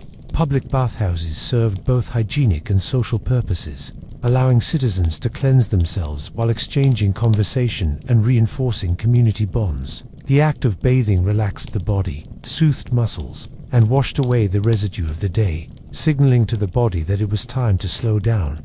In the home, private baths offered similar benefits, often combined with aromatic oils such as olive oil, myrrh, or rose to enhance relaxation. Sleeping arrangements reflected both comfort and philosophical principles. Beds were simple but functional wooden frames or low platforms with woven reeds or linen mattresses. Wealthy families might add cushions, quilts, or feather-filled bedding for additional comfort. The positioning of beds was deliberate, heads often aligned with particular directions, reflecting beliefs about celestial influence, airflow, or energy flow through the body. Romans, in particular, sometimes adjusted sleeping positions to optimize digestion and comfort, as evening meals were significant, both socially and nutritionally. Herbs, scents, and ambient sounds played an essential role. In both Greek and Roman households, fragrant herbs like lavender, rosemary, and rue were used to scent rooms, pillowcases, and baths. Incense and oil lamps provided calming aromas and soft illumination, signaling the transition from active day to restful night. Soundscapes were equally important. The soft rustle of evening breezes, the gentle lap of water in fountains or baths, and even quiet music from flutes or lyres contributed to mental calm. Ancient medical writers recognized the psychological impact of these sensory cues, understanding that relaxation before sleep supported health and mental well-being. Evening meals were considered with care. Greeks and Romans typically favored lighter meals in the hours before sleep. Heavy foods or excessive wine were avoided to prevent discomfort, indigestion, or restless nights. Digestive health was directly linked to sleep quality, and both civilizations recommended timing meals and drinks to facilitate natural rhythms. Herbal infusions, particularly chamomile, mint, or valerian, were used to promote calm and support the transition to sleep, reflecting a sophisticated understanding of the interplay between diet, physiology, and rest. Family and social dynamics shaped sleep rituals.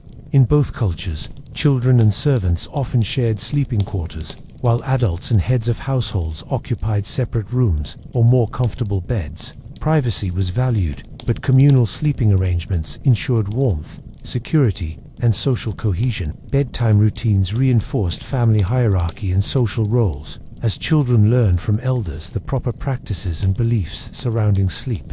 Storytelling, moral instruction, and reflection often accompanied these routines, gently guiding the mind toward calm and contemplation.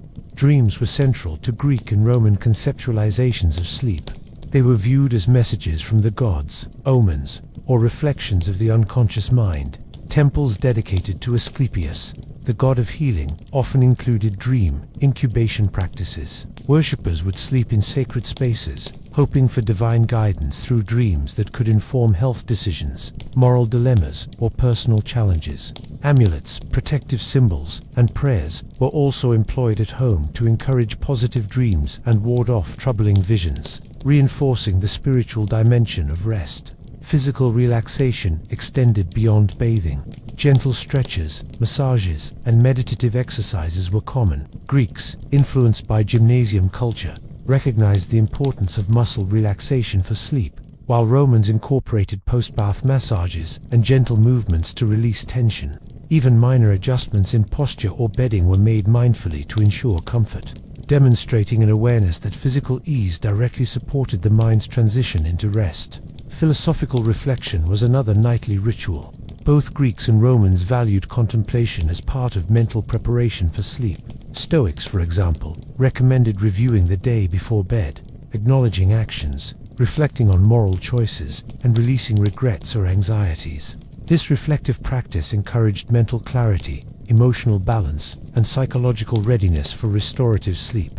Such reflection was both spiritual and practical, creating conditions for peaceful rest while reinforcing ethical and philosophical growth. Fire and lighting were carefully managed. In Roman homes, oil lamps provided gentle illumination without disrupting night rhythms. Bright lights were avoided as they could interfere with the natural transition to darkness. Lighting, combined with carefully controlled ventilation, contributed to a stable, comfortable sleep environment. The interplay of temperature, light, and aroma was understood as essential in guiding both body and mind into a state conducive to rest. Children's sleep was carefully attended. Infants were swaddled or placed in cradles, sometimes adorned with amulets to protect against evil spirits. Parents used lullabies, gentle touch, and calming aromas to soothe children into sleep. Older children learned the rituals of bedtime, including bathing, arranging bedding, and engaging in reflective or meditative practices. These routines instilled cultural knowledge, moral principles, and lifelong sleep habits, ensuring that the next generation understood both the practical and spiritual dimensions of rest. Seasonal adjustments were common. In hot months, homes and beds were arranged to maximize airflow, often sleeping on upper floors or near open windows. In cooler seasons, bedding was layered, and rooms were positioned to retain warmth. Meals, baths, and sleep times were adjusted accordingly, reflecting an attunement to natural rhythms and the understanding that environmental alignment was critical for restorative rest. Spiritual protection extended to the placement of objects and symbols in sleeping spaces. Amulets, inscriptions, and religious icons were used to safeguard sleepers, guide dreams, and invoke divine favor. Even in the privacy of the home, these practices connected individuals with broader spiritual and cultural frameworks, providing reassurance and psychological calm. Picture now an evening in an ancient Roman domus. The sun has set, casting a golden glow across tiled floors and stone courtyards. Oil lamps flicker gently, releasing soft scents of lavender and rosemary. Families move through nightly rituals, bathing, massaging, arranging, bedding, and performing reflective exercises. Children are soothed by lullabies and stories. Elders contemplate the day, and adults prepare both body and mind for rest. Sleep arrives gradually, guided by centuries of cultural, philosophical, and medical insight. In these civilizations, sleep was a multidimensional practice. Every element, bathing, bedding, scent, diet, music, contemplation, dream guidance, seasonal adjustment, and spiritual protection was designed to harmonize body, mind, and spirit. Sleep was practical, restorative, and culturally significant, reflecting an awareness that true rest requires attention to environment, habit, and ritual. Modern principles of sleep hygiene, consistent routines, environmental optimization, sensory management, reflection, and relaxation mirror these ancient practices. As the night deepens, the Mediterranean sky darkens, waves lap gently against shores, and towns sleep peacefully under the stars. Families rest, dreams unfold, and bodies and minds rejuvenate. Sleep is not a passive act, it is deliberate, sacred, and restorative, shaped by centuries of observation, philosophy, and ritual. The lesson from Greek and Roman sleep rituals is timeless. Sleep is an intentional practice engaging body, mind, and spirit. By attending to cleanliness, comfort, diet, sensory cues, reflection, and spiritual alignment, individuals create conditions for deep, restorative sleep. Even today, these ancient practices offer insight into achieving rest that harmonizes physiology, psychology, and cultural or spiritual life. As the world around you quiets and darkness settles in, it's the perfect time to reflect on the wisdom of our ancestors. Across continents and millennia, people have approached sleep not as a mundane necessity, but as a sacred practice, a carefully orchestrated ritual that nourishes body, mind, and spirit. From the humid Amazonian forests to the deserts of Egypt, from African savanna villages to the bustling streets of ancient Rome, each culture recognized that sleep is more than mere rest. It is a deeply transformative process. Modern life often treats sleep as disposable. We push it aside for work, entertainment, or social obligations, forgetting the profound lessons embedded in ancient traditions. But when we examine these rituals closely, patterns emerge that are as relevant now as they were thousands of years ago. Across every culture, sleep was prepared for intentionally, approached respectfully, and supported through both environmental and spiritual practices. There was a clear understanding that the quality of sleep affects not only physical health, but emotional stability, cognitive function, and spiritual alignment. Let's begin with the environmental lessons. Ancient civilizations paid extraordinary attention to the spaces in which they slept. Whether it was hammocks swaying over the Amazon River, red mats under African skies, or raised beds in Roman villas, the sleeping environment was carefully arranged to ensure comfort, safety, and alignment with natural rhythms. Even subtle details mattered. Airflow, light, temperature, and protection from insects or predators were all considered. In modern homes, we can take this lesson seriously.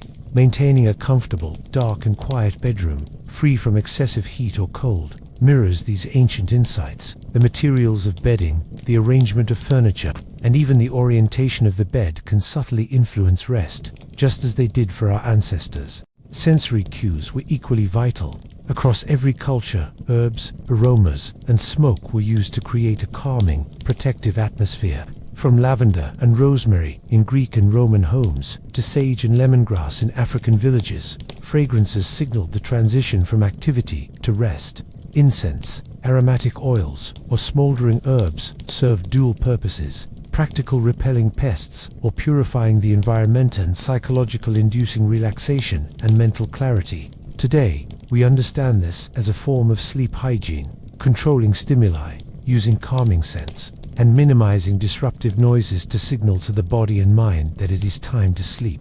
Ancient practices highlight that our senses are powerful guides for transitioning into restorative rest. Rituals of preparation were central. Bathing, gentle stretching, and reflective practices were common in almost every culture. Egyptians bathed in scented oils, Greeks and Romans indulged in warm baths and massages, and Amazonian and African communities engaged in cleansing rituals or light movement before bed. These actions were not simply for hygiene, they signaled to the body that the day's work was ending, helping the nervous system shift from activity to rest. Today, creating an evening routine such as taking a warm shower, meditating, or practicing gentle yoga mirrors these ancient insights, preparing the body and mind for deep sleep. Storytelling and reflection were also universally important. From African firesides to Roman and Greek households, narrative was a bridge to mental relaxation. Listening to stories, reflecting on the day, or contemplating moral and philosophical lessons engage the mind in a gentle, structured way, preparing it for the subconscious processes of sleep. Even dream incubation in Egypt or consultation of omens in Rome relied on reflection, intention, and storytelling to shape the night. In modern life, quiet reflection, journaling, or reading calming narratives can serve the same function, helping to release the day's tension and guide the mind toward rest. Dreams were taken seriously across the world. In South America, dreams were sacred messages from spirits. In Egypt, they were portals to divine guidance. In Rome and Greece, they could reveal omens or insights about personal conduct. Protective charms, sacred herbs, and rituals were used to encourage positive dreams and prevent nightmares. This reflects an intuitive understanding of mental and emotional preparation before sleep. Today, while we may not interpret dreams as messages from the gods, we recognize that stress, anxiety, and mental preoccupation affect sleep quality. Rituals such as mindfulness, visualization, or using calming objects can influence sleep in similarly positive ways. Communal aspects of sleep also played a significant role. Families often slept near one another, providing warmth, security, and emotional connection. Elders and children were prioritized, reflecting social structure and care. Even when sleeping alone, rituals often included connecting with spiritual or ancestral guidance, creating a sense of safety. Modern research supports the psychological benefits of feeling secure before sleep, whether through physical comfort, emotional reassurance, or structured routine. The ancient emphasis on social and spiritual support reminds us that sleep is not purely physical. It is an integrated experience of mind, body, and community. Nutrition was carefully considered in ancient routines. Heavy meals were avoided before sleep, and herbal infusions were used to calm the body and mind. Greeks, Romans, Egyptians, and indigenous tribes all understood that digestion and rest are intertwined. Today, we see the same principle in recommendations to avoid late and heavy or overly spicy meals, and to consume calming beverages like herbal teas. Ancient practices demonstrate that food and drink before sleep are more than practical, they shape physiological readiness for rest. Seasonal rhythms and environmental alignment were also central. Indigenous Amazonian communities adjusted hammocks for airflow. African villagers layered mats for cooler nights. Egyptians positioned beds according to sun and wind patterns. Romans managed lighting and ventilation. Sleep was deeply connected to nature, with environmental awareness guiding practices. In modern contexts, this suggests the importance of aligning sleep habits with natural circadian rhythms, exposure to daylight during the day, reducing artificial light at night, and adjusting bedding or temperature according to season. Ancient wisdom underscores that sleep is most restorative when synchronized with natural cycles. Spiritual and reflective preparation transcended cultures. Prayers, chants, and invocations were performed before sleep in Egypt, Africa, and South America. Even in Greek and Roman households, reflection and moral review served a spiritual or philosophical function. The underlying principle is clear. Mental and spiritual readiness shapes sleep quality. Modern mindfulness practices, meditation, or simple moments of gratitude echo these ancient strategies, highlighting the timeless value of preparing the mind and spirit for rest. Physical relaxation was universally practiced. Stretching, massage, and gentle movement prepared the body for sleep. Even the design of beds, hammocks, or mats reflected awareness of posture, comfort, and ease of breathing. Ancient cultures recognized that sleep is both a physiological and mechanical process. Alignment, comfort, and relaxation are essential for restorative rest. Today, ergonomic bedding, pillow placement, and gentle pre-sleep exercises reflect the same principles. Protective measures, whether charms, amulets, or ritual placements, served both psychological and spiritual purposes. Feeling safe, whether from spiritual forces or environmental hazards, allowed the mind to relax. Modern parallels can be found in nightlights, locked doors, or comfort objects. The ancient lesson is that perceived safety directly impacts the quality of sleep. As you imagine these ancient worlds, a vivid pattern emerges. Across time and space, people approached sleep intentionally. The common threads are striking: cleansing and preparation, sensory cues, environmental optimization, storytelling and reflection, spiritual alignment, social and familial structure, dream guidance, and mindful physical relaxation, sleep was treated as sacred, practical, and restorative, engaging every aspect of human experience.